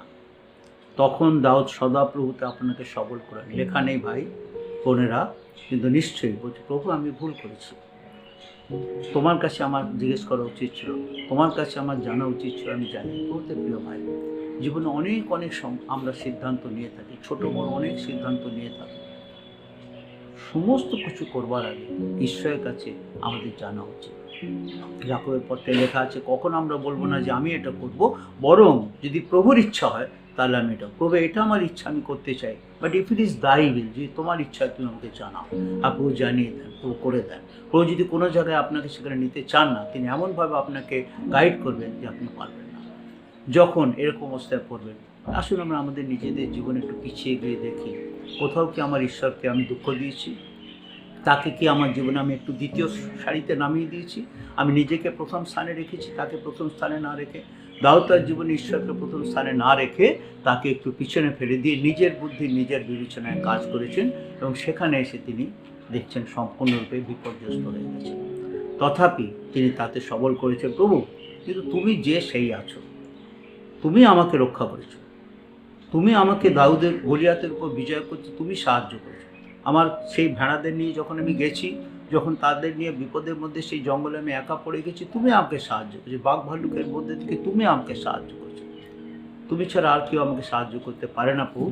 তাই আজও আমি তোমারই কাছে এসেছি। আজকে যখন আমরা চিন্তা করি, রোমিও 8:32 একটা সুন্দর পদ, কি লেখা আছে, যিনি নিজ পুত্রের প্রতি মমতা করেন না। করুন আমার সঙ্গে, আপনি দেখতে পারেন, রোমিও 8:32 লেখা আছে। এটা আমাদের পক্ষে কত একটা আশ্চর্য সান্ত্বনার ব্যাপার। যিনি নিজ পুত্রের প্রতি মমতা করিলেন না, কিন্তু আমাদের সকলের নিমিত্ত তাহাকে সমর্পণ করেন, তিনি কি তাহার সহিত সমস্তই আমাদেরকে অনুগ্রহপূর্বক দান করিবেন না? ভুল আমি করে থাকতে পারি, দাউদ বলছে ভুল আমি করে ফেলেছি, প্রভু তোমার কাছে আমার জিজ্ঞেস করা নিশ্চয় উচিত ছিল, ভুল আমি করে ফেলেছি, কিন্তু তুমি আমাকে ছেড়ে যাবে না, আমি তোমাকে ভালোবাসি, আমাকে ক্ষমা করো, আমাকে আরেকবার শক্তি দাও। এবার আমি তোমার কাছে এসেছি, তোমার কাছে আমি জানতে চাই, তুমি আমাকে সাহায্য করো।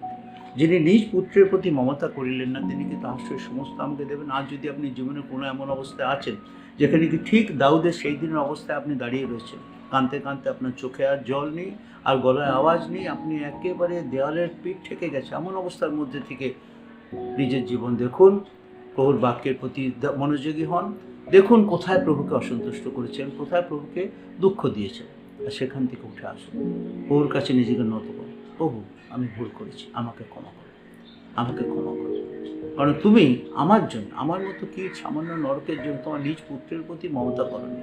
আমি যে ওই অবস্থায় থাকি, মানুষ যে পাপে পড়ে মরে যে নষ্ট হয়ে যায়, অনন্ত দণ্ডে পেয়ে দণ্ডিত হয়, এটা তার ইচ্ছা না, ঈশ্বরের ইচ্ছা না যে একজনও বিনাশ হয়। আমি যে বিনাশ হই, আপনি যে বিনাশ হন, আমাদের জীবন যে পাপের প্রক্রিয়ায় পড়ে নষ্ট হয়ে যায়, এটা ঈশ্বরের ইচ্ছা না। আর তাই তিনি তার প্রিয় পুত্রকে এই জগতে পাঠিয়ে দিয়েছেন। তিনি কি আমার জন্য যদি এতটা করেছেন, তাহলে আমাকে আমার এই বিপদের থেকে তিনি রক্ষা করতে পারবেন না? নিশ্চয়ই পারবেন। আবার তার কাছে ফিরে আসি, তো কার কাছে যাবো? তোমারই কাছে এসেছি, তুমি দয়া করো। যখন সেই 30 অধ্যায় যেখানে আমরা পড়েছিলাম সময় দেখতে পান, পরে লেখা আছে দেখুন, তারপরে যখন এইভাবে নিজের কাছে আবার ঈশ্বরের কাছে ফিরে আসি, ঈশ্বর গাইড করেন, এবং পরবর্তী ঘটনা আজকে আর আমরা পড়বো না, আপনার জন্য এটা রইল, আপনি নিশ্চয়ই পড়বেন, আমি একটু খালি পড়ে দিই। 7 পদে লেখা আছে, পরে দাউদ অহিমলেকের পুত্র অবিয়াথর যাজককে কহিলেন, বিনয় করি এখানে আমার কাছে এপদ আনো। এর আগে আমরা দেখেছিলাম ক্রিয়ার ব্যাপারে, আবার দেখছি এখানে তিনি বলছেন বিনয় করি এখানে আমার কাছে এপদ আনো। তাতে অবিয়াথর দাউদের নিকটে এপদ আনিলেন। দাউদ সদাপ্রভুর কাছে এই কথা জিজ্ঞাসা করিলেন। পুরনো দাউদ ফিরে এসছেন, যখন গাতে পালিয়ে গেছেন সদাপ্রভুকে জিজ্ঞাসা করেন আমি কি যাব, জিজ্ঞাসা করেননি, তখন নিজের বুদ্ধি বিবেচনায় নির্ভর করে চলে গেছেন, প্ল্যান সাকসেসফুল হয়ে গেছে। কতদিন ঈশ্বর একটু সুযোগ দিয়েছেন, যদি চেতনা আসে, তখন সে যুদ্ধ করতে যাচ্ছে, তাদের রাজাদের সঙ্গে যুদ্ধ করতে যাচ্ছে, ঘরে বউ বাচ্চা সবাইকে ফেলে যুদ্ধ করতে যাচ্ছে। তবু ঈশ্বর দাউদকে ভালোবাসেন, দাউদকে নিয়ে এসেছে, চেতনা দিয়েছে, ফিরে পেয়েছে। সবাই যখন তাকে একবারে মেরে ফেলার মতো অবস্থায় ফেলে পেয়েছে, তখন হ্যাঁ প্রভু তুমি আমাকে কত বিপদে রক্ষা করেছো, সে তুমি কখনো আমাকে ছেড়ে দেবে না। তিনি বলেছেন তার প্রতিজ্ঞা, আমি কখনো তোমাকে ছাড়বো না, কখনো তোমাকে প্রতিজ্ঞা। ভুল আমি করেছি, ভুল আমরা করি, ভুলের জন্য মাসুলও দিই, কিন্তু চান না প্রভু জীবনভর আমি সে ভুলের মাসুল দিতে থাকি। যখন আমি চেতনা পেয়ে তার কাছে ফিরে আসি, অপূর্বায়ী পুত্র সেই ছোট ছেলে বাবার কাছে হম্বিতম্বি করে চলে গেছিল, সেখানে পড়ে লেখা নেই যে সেখানে সে খেতে না পেয়ে অনাহারে দুর্ভিক্ষে তার প্রাণ মরে গেল এবং ছেলেটা সেখানে মরে গেল, সে কথা লেখা নেই। লেখা আছে সে চেতন পায় বলে আমি উঠিয়া আমার পিতার বাটিতে যাই।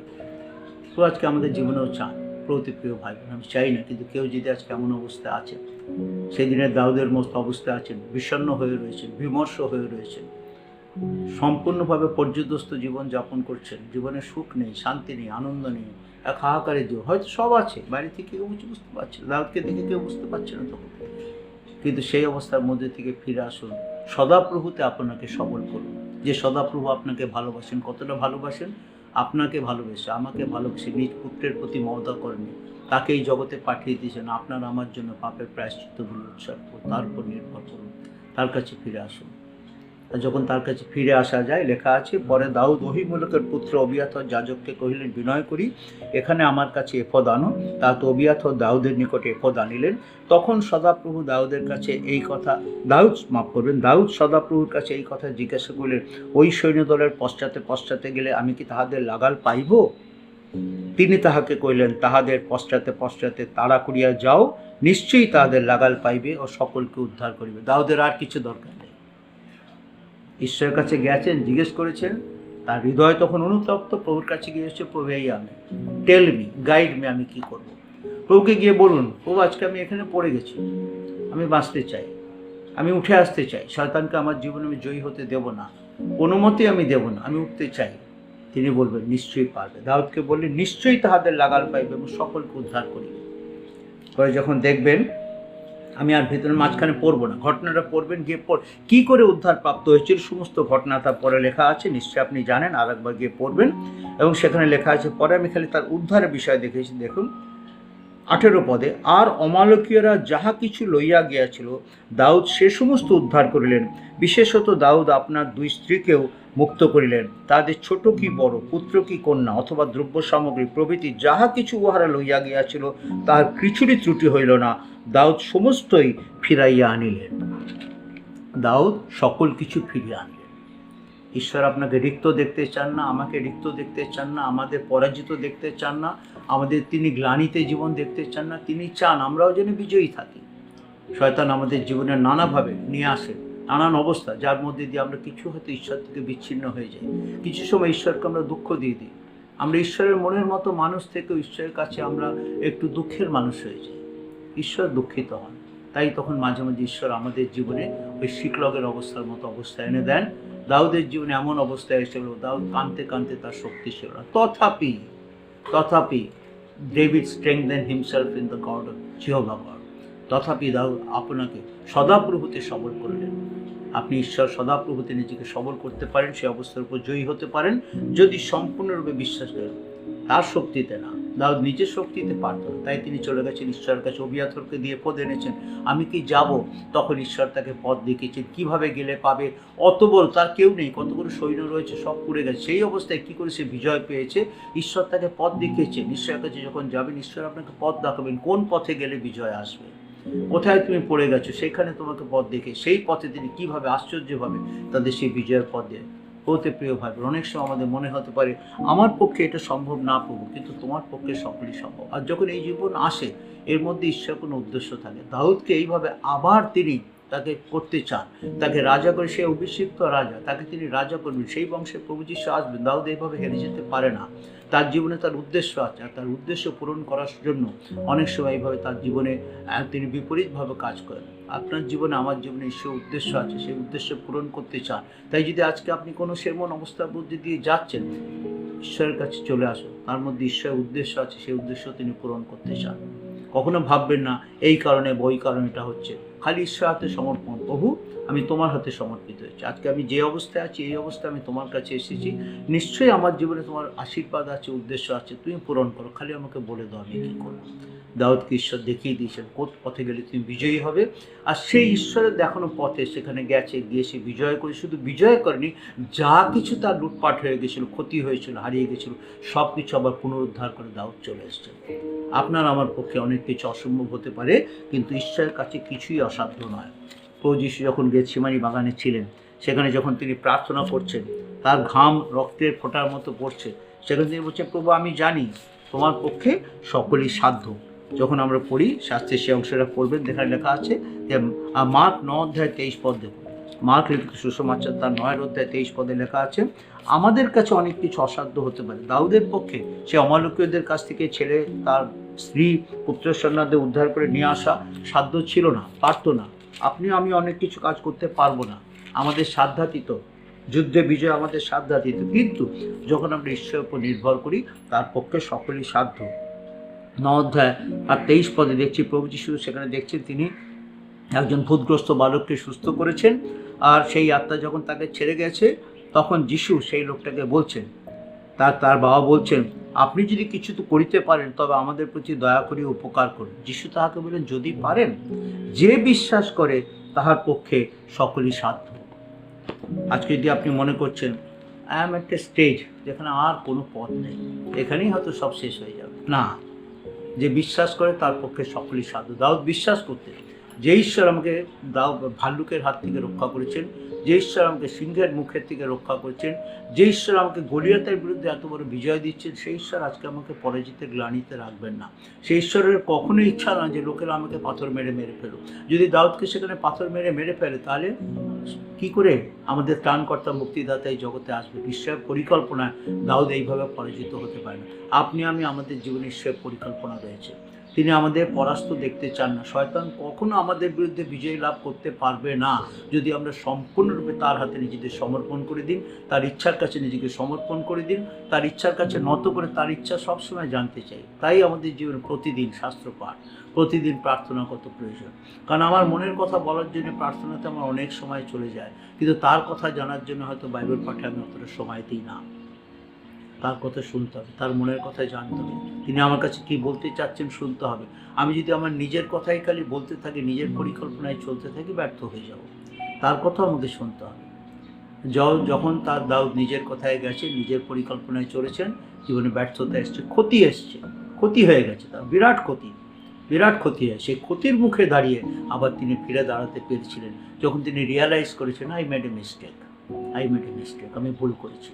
তিনি আগে বলছে অবিয়াথরকে এফোদ এখানে আনো, আমি ঈশ্বরের কাছে জিজ্ঞেস করবো আমি কে। তখন আমি ঈশ্বরকে জিজ্ঞেস করিনি, সেদিন আমি আমার নিজের বাহুবলের বিশ্বাস করেছি। তাই দেখবেন জিরোমীয় ভাবাদী সেই পথটা হঠাৎ আমার মনে পড়ে গেল। সুন্দর কথা যেখানে হচ্ছে, যে ব্যক্তি তার নিজের মাংসকে বল করে সে নয়। সদাপ্রভু আমি পড়ছি জিরোমীয় 7 অধ্যায় 5 পদ থেকে। সদাপ্রভু এই কথা কহেন, যে ব্যক্তি মনুষ্যে নির্ভর করে এবং মাংসকে আপনার বাহু জ্ঞান করে। দাউদ মাংসকে আপনার বাহু জ্ঞান করেছে, তার নিজের মগজ, নিজের বুদ্ধি, নিজে সব করে নিজে কিভাবে বাঁচবে সেই চেষ্টা করেছে। ও যাহার অন্তঃকরণ সদাপ্রভু হইতে সরিয়া যায়, সে শাপগ্রস্ত, সে মরুভূমিস্থ ঝাউ গাছের সদৃশ হইবে। মঙ্গল আসিলে তাহার দর্শন পাইবে না, কিন্তু প্রান্তরের উত্তপ্ত স্থানে অনিবাসীহীন লবণভূমিতে বাস করিবে। ধন্য সেই ব্যক্তি যে সদাপ্রভুতে নির্ভর করে, যাহার বিশ্বাসভূমি সদাপ্রভু। না প্রভু, আর না, ভুল করেছি, কিন্তু আমার বিশ্বাসভূমি তুমি, আমি তোমারই কাছে ফিরে এসেছি, তুমি আমাকে বলো প্রভু, আমি কি যাবো, আমি কি পাবো? সদাপ্রভু যাও, এবং কীভাবে যাবে, কিভাবে পাবে, সব তাকে দেখিয়ে দিলেন।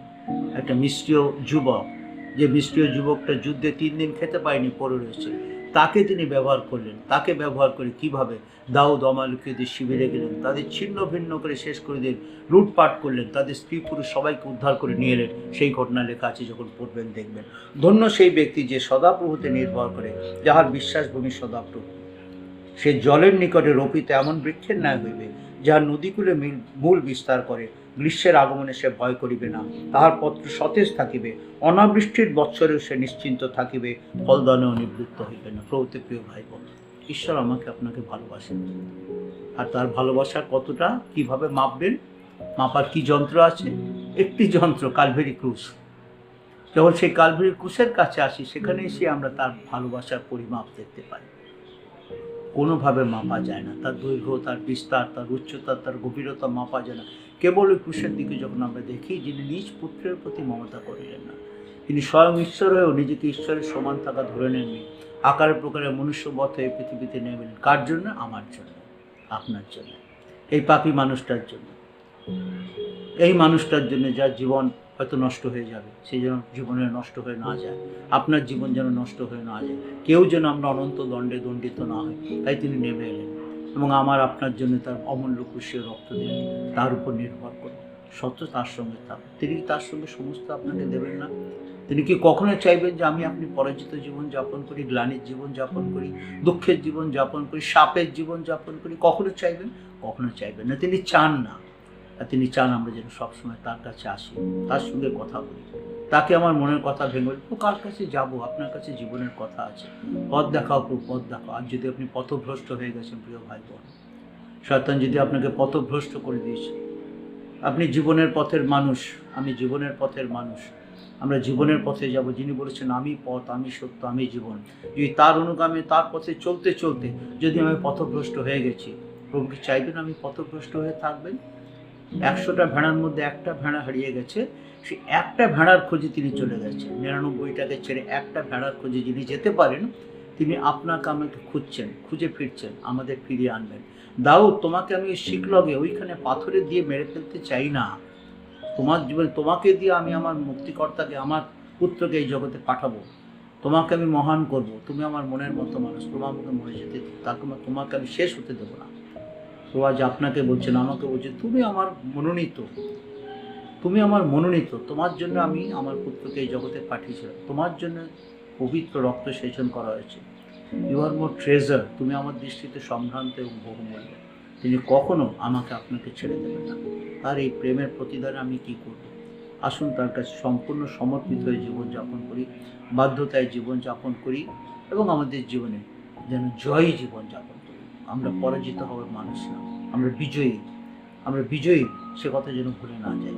শয়তান নানাভাবে পরাস্ত করতে চাইবে, নানাভাবে জীবনের মধ্যে এমন হতাশা এনে দেবে, এমন গ্লানি এনে দেবে, যেন মনে হবে সব পাথর মেরে আমাকে এইমাত্র মেরে ফেলবে, আমি বুঝে মরে যাব। না, কাঁদতে ইচ্ছা করবে, দাউদের মতো কাঁদতে ইচ্ছা করবে, মনে হবে গলা ছেড়ে গলা ফেলে কাঁদতে থাকবে, তো শেষ হয়ে গেল, আর কিছু নেই। না, তথাপি সেখান থেকে দাউদ উঠে এসছেন, বিজয়ী হয়েছে।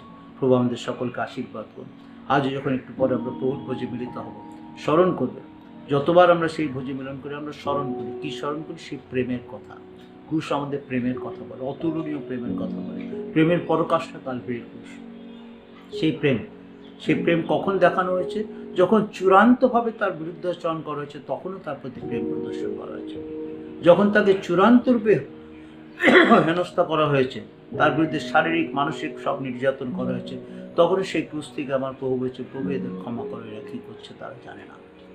সেই প্রেমের পরাকাষ্ঠা প্রভু যিশু, তাকে হৃদয়ে নিয়ে তার পথে যদি আমরা চলি, জয় নিশ্চয়, জয় নিশ্চয়। আসুন প্রার্থনা করি। হে আমাদের মঙ্গলময় পিতা ঈশ্বর, তোমায় ধন্যবাদ দিই, তোমার গৌরব করি, তোমার প্রশংসা করি।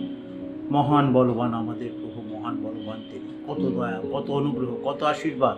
যখন আমরা তোমার বাক্য পড়ি, যখন আমরা আপন আপন জীবন পর্যালোচনা করি, আমরা আশ্চর্য হয়ে যাই, প্রভু আমরা কে যে তুমি আমাদের এত ভালোবাসো। সেদিন হয়তো দাউদ সেই কথাই ভেবেছিলেন, প্রভু তুমি আমার জীবনে এরকম অবস্থা কেন আসতে দিন, আমি তো তোমাকে ভালোবাসি, আজকে এই গ্লানির মধ্যে আমি কেন এলাম প্রভু?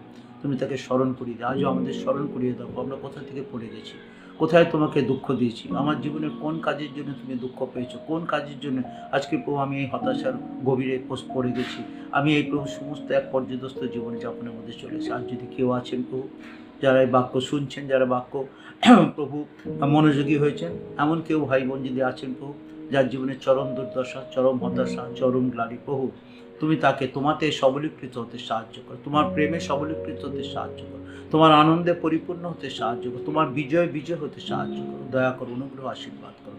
ধন্য তোমার প্রেম, ধন্য তোমার বাক্য, ধন্য তোমার প্রভু আশীর্বাদ। তোমার আশীর্বাদ অনুগ্রহই আমাদের পক্ষে যথেষ্ট, আর কিছু না। আশীর্বাদ করো, আশীর্বাদ করো। তো আমরা নিজেদিকে সম্পূর্ণরূপে তোমার চরণে ফেলে দিব, নত করে দিই। তুমি আমাদের যে উচ্চীকৃত মহিমান্বিত উপস্থিত সকলকে, আর যে যেখানে যে ঘরে বসে আমরা তোমার বাক্য শুনছি, তোমার বাক্য আলোচনা করছি, তোমার বাক্য আমাদের হৃদয়ে সঞ্চয় করতে সাহায্য করে, যেন তোমার বিরুদ্ধে পাপ না করি। সব ভার তুমি। একটু পরে আমরা তোমার সেই পবিত্র প্রভুর ভোজের অনুষ্ঠানে আমরা মিলিত হতে যাচ্ছি। যে ভোজ আমাদেরকে স্মরণ করিয়ে দেয় তোমার প্রেমের কথা, যেন যোগ্যতার সঙ্গে তো আমরা গ্রহণ করতে পারবো। আশীর্বাদ করো। সব ভার তোমার হাতে দিলাম প্রভু। ধন্যবাদ দিয়ে আমাদের এই প্রার্থনা ক্রুশাহত পুনরুত্থিত আমাদের মুক্তিদাতা ত্রাণকর্তা প্রিয় প্রভু যিশুর নামে চাই, তাকে শ্রবণ এবং গ্রাহ্য করো। আমেন।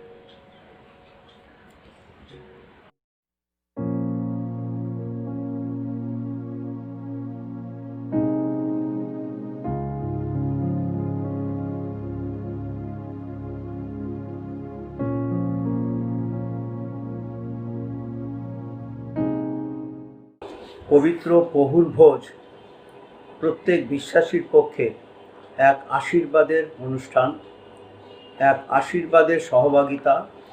এটা একটি স্মরণ উৎসব এবং এটা আমাদের পক্ষে, বিশ্বাসীর পক্ষে অবশ্য পালনীয়। যতদিন আমরা বেঁচে থাকব, এই জগতে থাকব, সব সময় যখনই আমরা এইভাবে এক সহভাগিতা মিলিত হব, আমাদের প্রিয় ত্রাণকর্তা প্রভু যীশুকে স্মরণ করে, তার অতুলনীয় প্রেমকে স্মরণ করে আমরা এই ভোজে মিলিত হব। আজও আমাদের মণ্ডলীর রীতি অনুযায়ী প্রত্যেক মাসের প্রথম রবিবার আমরা, এবং যখন বিকেলবেলায় উপাসনা হয় দ্বিতীয় রবিবার, আমরা সকলে একসঙ্গে মিলিত হয়ে পবিত্র প্রভুর ভোজের অনুষ্ঠানে অংশগ্রহণ করি। আর এই অংশগ্রহণের মধ্যে দিয়ে সেই স্মরণোৎসবে আমরা স্মরণ করি। কি স্মরণ করি? আমরা স্মরণ করি আমাদের প্রভু যীশুর অতুলনীয় প্রেম। তিনি ঈশ্বর হয়েও ঈশ্বরের সমান থাকা ধরে নেননি। আমার আপনার জন্য নিজেকে শূন্য করেছিলেন, দাসের রূপ ধারণ করেছিলেন, মানুষ রূপ ধরে এই পাপ পঙ্কিল পৃথিবীতে, এই কলুষিত পৃথিবীতে তিনি নেমে এসেছিলেন। আকারে প্রকারে মানুষের মাঝে তিনি বাস করেছিলেন একটি উদ্দেশ্যে, মানুষের পরিত্রাণ। তিনি নির্দোষ নিষ্কলঙ্ক মেষ রূপে অবতীর্ণ হয়েছিলেন, যেন তার সেই নিষ্কলঙ্ক রক্ত তিনি সেচন করেন, যেন পাপী মানুষ উদ্ধার পায়। তাই আজকে যখন আবার আমরা মিলিত হয়েছি এইভাবে পরিবারে পরিবারে, ঘরে ঘরে, আমরা উপাসনালয়ে যেমনভাবে একসঙ্গে মিলিত হই সেভাবে নয়, কিন্তু আজকে ঘরে ঘরে এখন আমি আমার স্ত্রী এখানে বসেছি, আপনি যেখানে বসেছেন আপনার পরিবারের সঙ্গে বসেছেন, আমরা সবাই একসঙ্গে বসে স্মরণ করছি আমাদের মুক্তিদাতা ত্রাণকর্তা প্রভু যীশু সেই মহাপ্রেমের কথা, যে প্রেম তিনি দেখিয়েছিলেন কালভারি ক্রুশের উপরে। আমরা জানি সেখানে কি ঘটেছিল। বাইবেলে লেখা আছে, তোমরা যতবার এই ভোজে গ্রহণ করো আমার মৃত্যু প্রচার করিয়ে থাকো। কার কাছে? একে অপরের কাছে। আমার জন্য, মোর জন্য যিশু মরিলেন, কেমন আশ্চর্য ত্রাতা। প্রায়শ্চিত্ত তিনি করিলেন, কেমন আশ্চর্য ত্রাতা। তিনি মৃত্যুবরণ করলেন, আমাদের সকলের জন্য প্রায়শ্চিত্ত করলেন, এবং সেই মৃত্যু শেষ নয়, মৃত্যুকে জয় করে তিনি মৃত্যুঞ্জয়ী হলেন। তাই আমরা স্মরণ করি তার গৌরবময় পুনরুত্থান। তিনি কবরে নেই, তার কোনো কবর নেই, কেউ তার কবর দেখতে যায় না, কারণ তিনি মৃতদের মাঝে নেই, মৃতদের মধ্যে থেকে উঠেছিলেন। এই সহভাগিতা, এই স্মরণ অনুষ্ঠান আমাদেরকে কেউ স্মরণ করতে সাহায্য করে। আমরা এক জীবিত ঈশ্বর আরাধনা করি, তিনি মৃত্যুকে জয় করে মৃত্যুঞ্জয়ী হয়েছিলেন। ধন্য তার নাম, ধন্য তার অনুগ্রহ। সেই জীবিত প্রভুকে স্মরণ করি প্রতি রবিবার, তার সেই পুনরুত্থান দিনকে স্মরণ করে প্রভুর দিনে আমরা মিলিত হই, যেমন আজকে আমরা মিলিত হয়েছি। ধন্য তার নাম। সেই সঙ্গে আমরা স্মরণ করি তিনি মৃত্যুকে জয় করে মৃত্যুঞ্জয়ী হওয়ার পরে 40 দিন এই পৃথিবীর মধ্যে থেকে অনেক মানুষকে দেখা দিয়েছিলেন, অনেক মানুষকে তার শিষ্যদের উজ্জীবিত করেছিলেন। তাদের বলেছিলেন তোমরা অপেক্ষা করবে যতক্ষণ না শক্তি পরিহিত হও। আর তার প্রতিজ্ঞাত সেই পবিত্র আত্মাকে তিনি পাঠিয়ে দিয়েছিলেন 50 সপ্তমীর দিনে। শিষ্যের আত্মায় পরিপূর্ণ হয়েছিলেন এবং আজও সেই আত্মা আমাদের মধ্যে আছেন, আমাদেরকে সঞ্জীবিত করছেন, উজ্জীবিত করছেন। এই কারণে যেন আমরা তার পক্ষে সাক্ষ্য গ্রহণ করি, তার মৃত্যু প্রচার করি। ধন্য প্রভুর নাম, ধন্য তার অনুগ্রহ। আজকে আমাদের তাদের প্রেমকে স্মরণ, তার মহামৃত্যুকে স্মরণ, তিনি কবরস্থ হলেন, মৃত্যুকে জয় করলেন, সে কথা স্মরণ, তার স্বর্গারোহণকে স্মরণ করলাম, সুযোগ পেয়েছি, তাই তাদের ধন্যবাদ দিই। এবং সেই সঙ্গে শুধু যে স্মরণ তা না, এটা যে শুধু অতীতকে বা বর্তমানকে দেখায় তা না।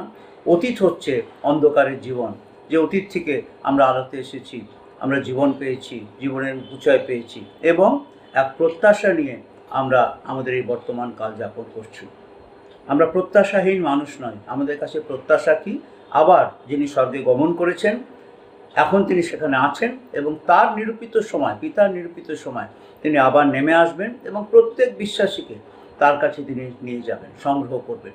সে মহাসংকটকালের পূর্বে সকল বিশ্বাসীকে, যারা তার ভার্যা, তাকে তিনি তার কাছে গ্রহণ করবেন। সেই প্রত্যাশা নিয়ে আমরা অপেক্ষায় আছি। এবং আজকেও এই বিজয়ের দিনে, একাদশ মাসের প্রথম বিজয়ের দিন, আমরা পরিবারে আমরা একত্রিত হয়েছি তাকে ধন্যবাদ দিতে, তাকে স্মরণ করতে।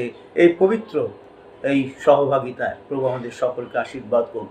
আমরা যখন এই দিনের কথা চিন্তা করি, তিনি যখন শত্রু হস্তে সমর্পিত হয়েছিলেন, শিষ্যদের নিয়ে উপরের কুঠুরিতে বসেছিলেন, তিনি যেহেতু যিহুদি ছিলেন, আর যিহুদিদের প্রতি ঈশ্বরের যে নির্দেশ ছিল, পুরুষ পরম্পরায় তোমরা নিস্তার পর্ব পালন করবে, আর সেই নিস্তার পর্ব পালন করার জন্য তিনি তার শিষ্যদের নিয়ে উপরের কুটিতে এসেছিলেন। আর তিনি জানতেন সেটাই তার শেষ নিস্তার পর্ব, আর তিনি জানতেন তিনি নিস্তার কার্য সাধন করতে চলেছেন, আর নিস্তার পর্বের প্রয়োজন নেই, এখন থেকে প্রয়োজন হবে বিজয়ের পর্ব।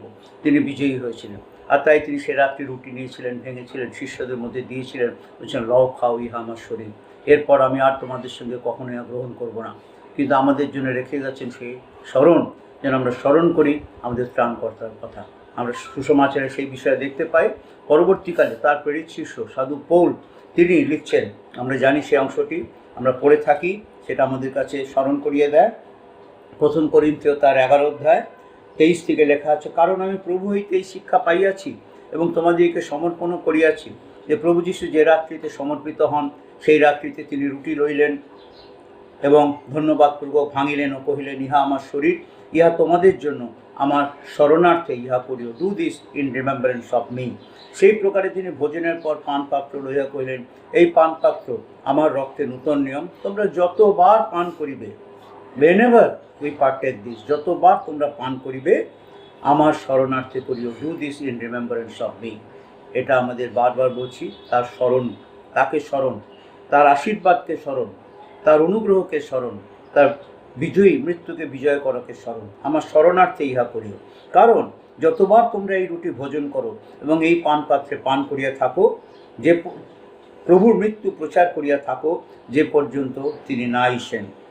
অতএব যে কেহ অযোগ্যরূপে প্রভুর রুটি ভোজন কিংবা পান পাত্রে পান করিবে, সে প্রভুর শরীরের ও রক্তের দায়ী হইবে। কিন্তু মনুষ্য আপনার পরীক্ষা করুক এবং এই প্রকারে সেই রুটি ভোজন ও সেই পান পাত্রে পান করুক, কেননা যে ব্যক্তি ভোজন ও পান করে সে যদি তাহার শরীর না চিনে, তবে সে আপনার বিচারাজ্ঞা ভোজন পান করে।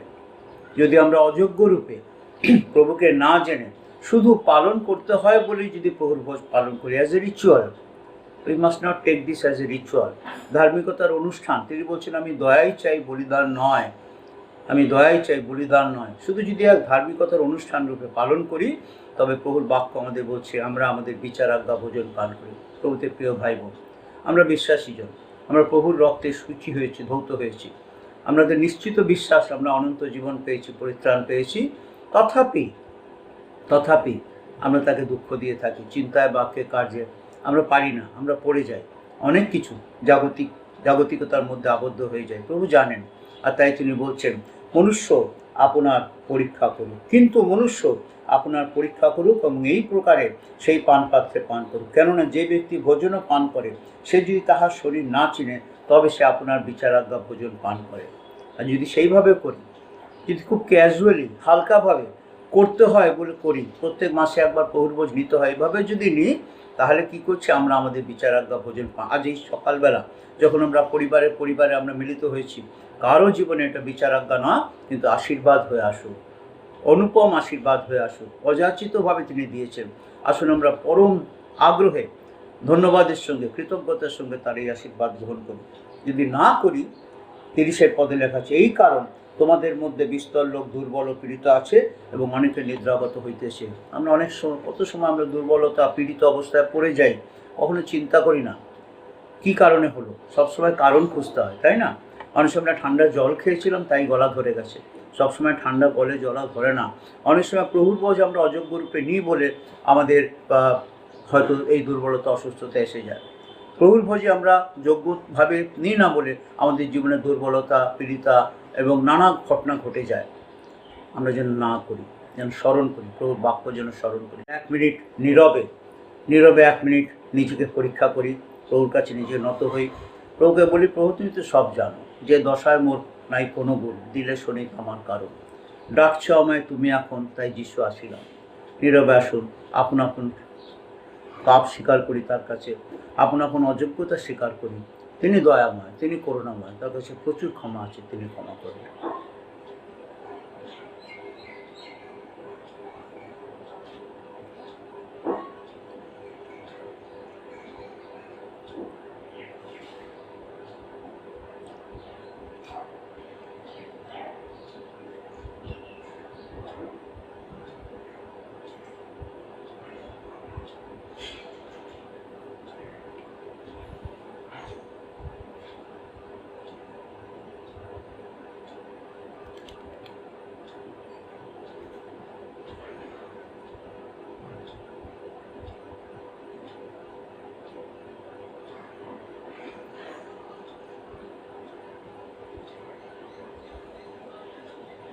দয়া করো আমার উপর, ওহে যিশু দয়াবান।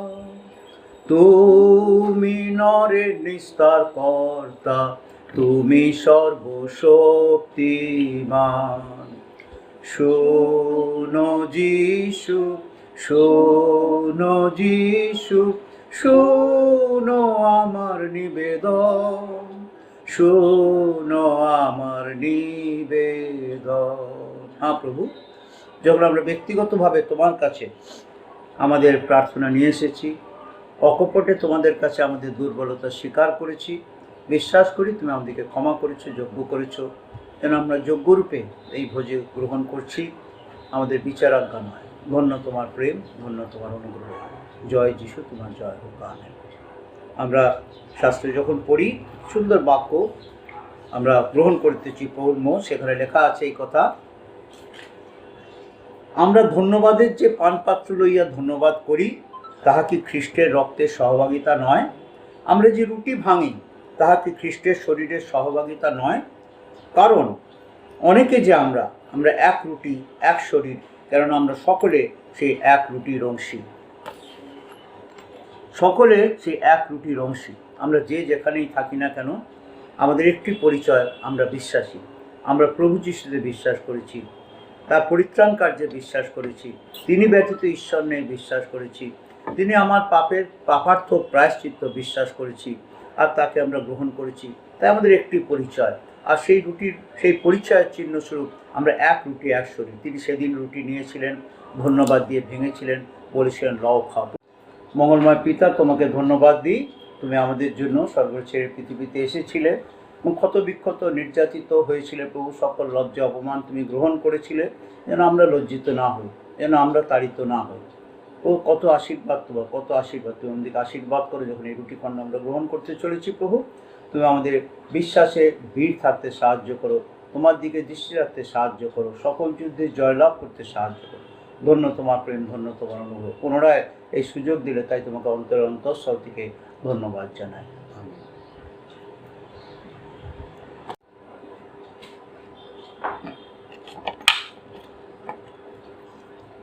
আমাদের ত্রাণকর্তা প্রভু যিশু ক্ষত বিক্ষত দেহের নিদর্শন, এই রুটি খণ্ড প্রভু যিশুর ক্ষত বিক্ষত নিদর্শন, ত্রাণকর্তা প্রভু যিশুর ক্ষত বিক্ষত দেহের নিদর্শন।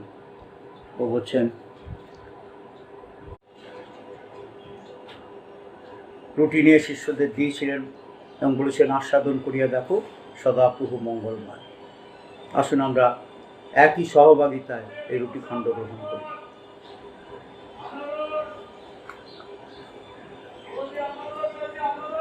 সেই প্রকারে তিনি ভোজনের পর পানপাত্র নিয়ে বলেছিলেন, এই পানপাত্র আমার রক্তে নতুন নিয়ম, তোমরা যতবার গ্রহণ করবে আমার শরণার্থে করিও।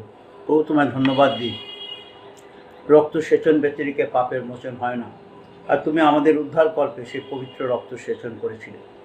আমরা কোনো ক্ষয়নীয় বস্তু দ্বারা, স্বর্ণরূপ্য দ্বারা মুক্ত হই নাই, পিতৃপুরস্কারের অলিক আচার দ্বারা মুক্ত হই নাই, কিন্তু নির্দোষ নিষ্কলঙ্ক মেষশাবক স্বরূপ খ্রিস্টের তোমার সেই বহুমূল্য রক্ত দ্বারাই আমরা শুচি হয়েছি। তুমি আমাদের প্রত্যেককে আশীর্বাদ করো, তা যেন ভুলে না যায়। আমেন। তিনি সেই পানপাত্র নিয়েছিলেন, হাতে দিয়েছিলেন, বলছিলেন, লও আমার রক্ত, যে রক্ত পাপীর পরিত্রাণের জন্য সেচিত হয়েছে। আমি প্রভু থেকে যে সকল মঙ্গল পেয়েছি, তার পরিবর্তে তাকে কি ফিরিয়ে দেব? আমি পরিত্রাণের পানপাত্র গ্রহণ করব এবং সদা প্রভুর নামে ডাকি। আসুন একই সহভাগিতায় আমরা এই পরিত্রাণের পানপাত্র গ্রহণ করি।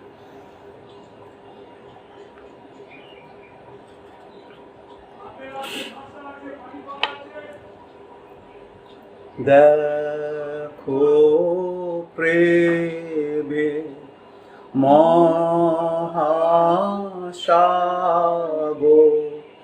দয়ার মহা প্লাবন হয়, এসে জীবন দাতা মরেন, মোদের জীবন করতে ক্রয়। তাহার কথা কে না বলে, তার প্রশংসা কে না গায়, এমন অসীম প্রেম কি কেহ চিরকাল ভুলিয়া রয়। হ্যাঁ প্রভু, তুমি আমাদেরকে আশীর্বাদ করো। তুমি জানো আমরা ভুলে যাই, তাই তো এমন একটা সুন্দর অনুষ্ঠান দিয়েছো যেন ভুলে না যাই, তোমার সেই প্রেমকে যেন ভুলে না যাই, যেন অকৃতজ্ঞ না হই। হাজার একবার সুযোগ দিলে এই পবিত্র মেঝে এক পরিবার হিসাবে অংশগ্রহণ করার জন্য ধন্যবাদ। ধন্যবাদ। আশীর্বাদ করো প্রভু, যেন আমরা তোমার এই প্রেম অনুভব করে খালি আমরা উল্লাসিত না হই, কিন্তু যেন আমরা প্রেমের বাহকও হতে পারি, অপরের কাছে এই প্রেম নিয়ে যেতে পারি। কারণ আমার দেশে, আমার শহরে, আমার জাতি, বহু মানুষ আজকে সেই প্রেমের পরিচয় পায়নি। আমাদের কাছে সেই দায়িত্ব দিয়েছো, আমরা যেন সেই প্রেমের পতাকা নিয়ে আমরা সকলের কাছে পৌঁছাতে পারি এবং সেই সুসমাচার তাদের দিতে পারি। ধন্যবাদ। ধন্যবাদ। ধন্যবাদ দীপু, তুমি আমাদেরকে সব কিছু দিয়েছো। এই জগতে বেঁচে থাকার জন্য আমাদের যা কিছু প্রয়োজন জুগিয়ে দিয়েছো, অর্থ, সম্পদ, শরীর, স্বাস্থ্য। প্রভু, আমাদের ধন দৌলত যা কিছু পেয়েছি সবই তোমার দয়ার দান। কৃতজ্ঞ। আজকে সেই তারই মধ্যে থেকে আমরা তোমার কাছে কিছু উৎসর্গ করেছি প্রভু, দিয়েছি। তুমি আমাদের এই কৃতজ্ঞতার উপহার, ধন্যবাদের উপহার গ্রহণ করো, এতে আশীর্বাদ করো, যেন আমরা তা তোমারই ইচ্ছা অনুযায়ী তা ব্যবহার করি। সেই সঙ্গে আমাদের দেহ, আত্মা, মন, প্রাণ তোমার চরণে সমর্পণ করে দিই। তুমি আমাদেরকে নাও এবং তোমার ইচ্ছা অনুযায়ী চালাও। আমাদের জীবনের সব ভার তোমার হতে প্রভু। আমরা যে ভয়ানক অবস্থার মধ্যে দিয়ে যাচ্ছি প্রভু, জানি না কতদিন, কতকাল, আর কতকাল জানি না। কেবল তোমার কাছে আমাদের নিবেদন প্রভু, এই অবস্থা পরিবর্তন করে দাও, যেন আবার আমরা স্বাভাবিকভাবে, এইভাবে না কিন্তু এক সহভাগিতায় আবার মণ্ডলীতে গিয়ে সবাই একসঙ্গে মন প্রাণ করে তোমার জয় জয়কার করতে করতে আরাধনা উপাসনা করতে পারি। প্রত্যেকটি পরিবারে আশীর্বাদ করো, প্রত্যেকটি ছেলে মেয়েকে আশীর্বাদ করো। শুধু আমাদের মণ্ডলী না, প্রতি মণ্ডলী, প্রতি খ্রিস্ট বিশ্বাসীর প্রতি আশীর্বাদ দাও। আমাদের দেশকে আশীর্বাদ করবো, দেশের মধ্যে থেকে সমস্ত মন্দ শক্তি যেন দূর হয়ে যায়। যিশু নামে এই প্রার্থনা করি, দয়া করো, অনুগ্রহ করো, আশীর্বাদ করো। দিনের বাকি অংশ আমাদের সঙ্গে সঙ্গে থাকো, আমাদের জীবনের শেষ পর্যন্ত আমরা যেন তোমাতেই থাকি আর তুমি আমাদেরকে থাকো। ইম্মানুয়েল, তুমি ইম্মানুয়েল, আমাদের সহিত ঈশ্বর, প্রতিক্ষণে সেটা মনে রাখতে এবং সেই উপস্থিতির মধ্যে থাকতে সাহায্য। প্রার্থনা, ভুল ত্রুটি, পুনরুক্তি, অজ্ঞতা, মূর্খতা ক্ষমা করো। ধন্যবাদ দিয়ে প্রার্থনা আমাদের ত্রাণকর্তা, মুক্তিদাতা, তোমার প্রিয় পুত্র প্রভু যীশু খ্রিস্টের নামে চাই, তারপর শ্রবণ এবং গ্রাহ্য করো। আমেন। হে আমাদের স্বর্গস্থ পিতা, তোমার নাম পবিত্র বলিয়া মান্য হোক, তোমার রাজ্য আইসুক, তোমার ইচ্ছা স্বর্গে যেমন পৃথিবীতে তেমনি সিদ্ধ হোক। আমাদের প্রয়োজনীয় খাদ্য দিকে দাও, আমাদের সকল অপরাধ ক্ষমা করো, আমরাও যেন আপন আপন অপরাধীকে ক্ষমা করিয়াছি। আর আমাদেরকে পরীক্ষাতে পরিচয় দিও না, কিন্তু মন্দ হইতে রক্ষা করো। আমার রাজ্য, পরাক্রম, মহিমা যুগে যুগে তোমারই হোক। আমেন। ত্রাণকর্তা প্রভু যীশুর অপার অনুগ্রহ, পিতা ঈশ্বরের প্রেম, পবিত্র আত্মার শান্তি, সহভাগিতা, পরিচালনা, আনন্দ এবং নিত্য উপস্থিতি আমাদের সকলের সাথে, সকল খ্রিস্ট বিশ্বাসীর সাথে এখন থেকে প্রভু যীশুর গৌরবময় দ্বিতীয় আগমন দিন পর্যন্ত বিরাজ করুক। আমেন। প্রভু আমাদের সকলকে আশীর্বাদ করুন। আমরা যেখানেই থাকি একে অন্যের সেই প্রার্থনা ধরে রাখি, আনন্দে থাকি, শান্তিতে থাকি। আমাদের কাছে আজও সেই অ্যানাউন্সমেন্টের সময় আমাদের রমেশ জানিয়েছে আমাদের পারিবারিক সভা, আমাদের বুধবারের সভা। আমি অনুরোধ করি আপনারা সবাই চেষ্টা করুন, যারা যুবক যুবতী আছেন, শুধু যুবক যুবতী মানে না, আমরা বলে থাকি ইয়াং অ্যাডাল্টারেশন, বুধবার সন্ধ্যেবেলা যারা যারা যোগদান করছেন নিশ্চয়ই নিজেদের মধ্যে আলোচনা করছেন, স্বাস্থ্য আলোচনা করছেন, পরস্পরের মত বিনিময় করছেন, আশীর্বাদ পাচ্ছেন। আমি প্রত্যেককে সেই সমস্ত যুবক যুবতীদের, ইয়াং অ্যাডাল্টদের আমি অনুরোধ করি, please join on Wednesday at 7 প্রত্যেক শনিবার সন্ধ্যেবেলা 6:30 আমরা এক পারিবারিক আর্থিক সহভাগিতায় মিলিত হই। আমরা নিজেদের মধ্যে কথাবার্তা বলি, গান করি, শাস্ত্র বিষয় নিয়ে চিন্তা করি, আলোচনা করি। অনুরোধ করি যাদের সুযোগ আছে প্লিজ জয়েন, প্লিজ জয়েন। কারণ আমরা এত মানুষ, কিন্তু যখন সেই বুধবারের সভা, শনিবারের সভা দেখি, পার্টিসিপেশন ইজ ভেরি লেস। আমি জানি না কেন, আর যদি আপনার সময় সুযোগ হচ্ছে না, আপনি সাজেশন দিতে পারেন যে অন্য কোনো দিন করে আপনি অনেকে আসতে পারেন। আমরা দেখবো কোন দিন আমরা অনেকে আসতে পারি। এগুলো আয়োজন করার উদ্দেশ্য হচ্ছে যেন আমাদের সহভাগিতায় আমরা অনেকে আসি এবং একসঙ্গে ঈশ্বর আশীর্বাদ। তো আপনাদের সকলকে আশীর্বাদ করুন। আপনার যার যা প্রার্থনার বিষয় আছে, যদি আপনার কোনো বিশেষ প্রার্থনার বিষয় থাকে, আপনি আমার হোয়াটসঅ্যাপ নাম্বার আপনাদের কাছে আছে, আমার হোয়াটসঅ্যাপ নাম্বারে আপনি প্রেয়ার পয়েন্ট আমার কাছে পাঠিয়ে দিতে পারেন। যেন আমি তো নিশ্চয়ই রোজ আপনাদের জন্য প্রার্থনা করি, কিন্তু কোনো বিশেষ বিষয় থাকলে প্লিজ ফিল ফ্রি, অবশ্যই আমার হোয়াটসঅ্যাপে আপনার প্রার্থনার বিষয়ে জানিয়ে দেবেন, আমাকে ফোন করে জানিয়ে দেবেন, যেন আমি প্রার্থনা করি, আমি অন্যদেরও বলতে পারি প্রার্থনা করার জন্য, যেন সবাই একসঙ্গে মিলে আমরা প্রার্থনা করি। কারণ প্রার্থনার কোনো বিকল্প নেই, আর ঈশ্বর চান আমরা যেন আমাদের মনের কথা, দুঃখের কথা, সুখের কথা, আনন্দের কথা, ক্ষোভের কথা সব শুধু তাকেই জানাই, কারণ তিনি প্রার্থনা শ্রবণকারী, উত্তরদানকারী ঈশ্বর। Hallelujah, amen.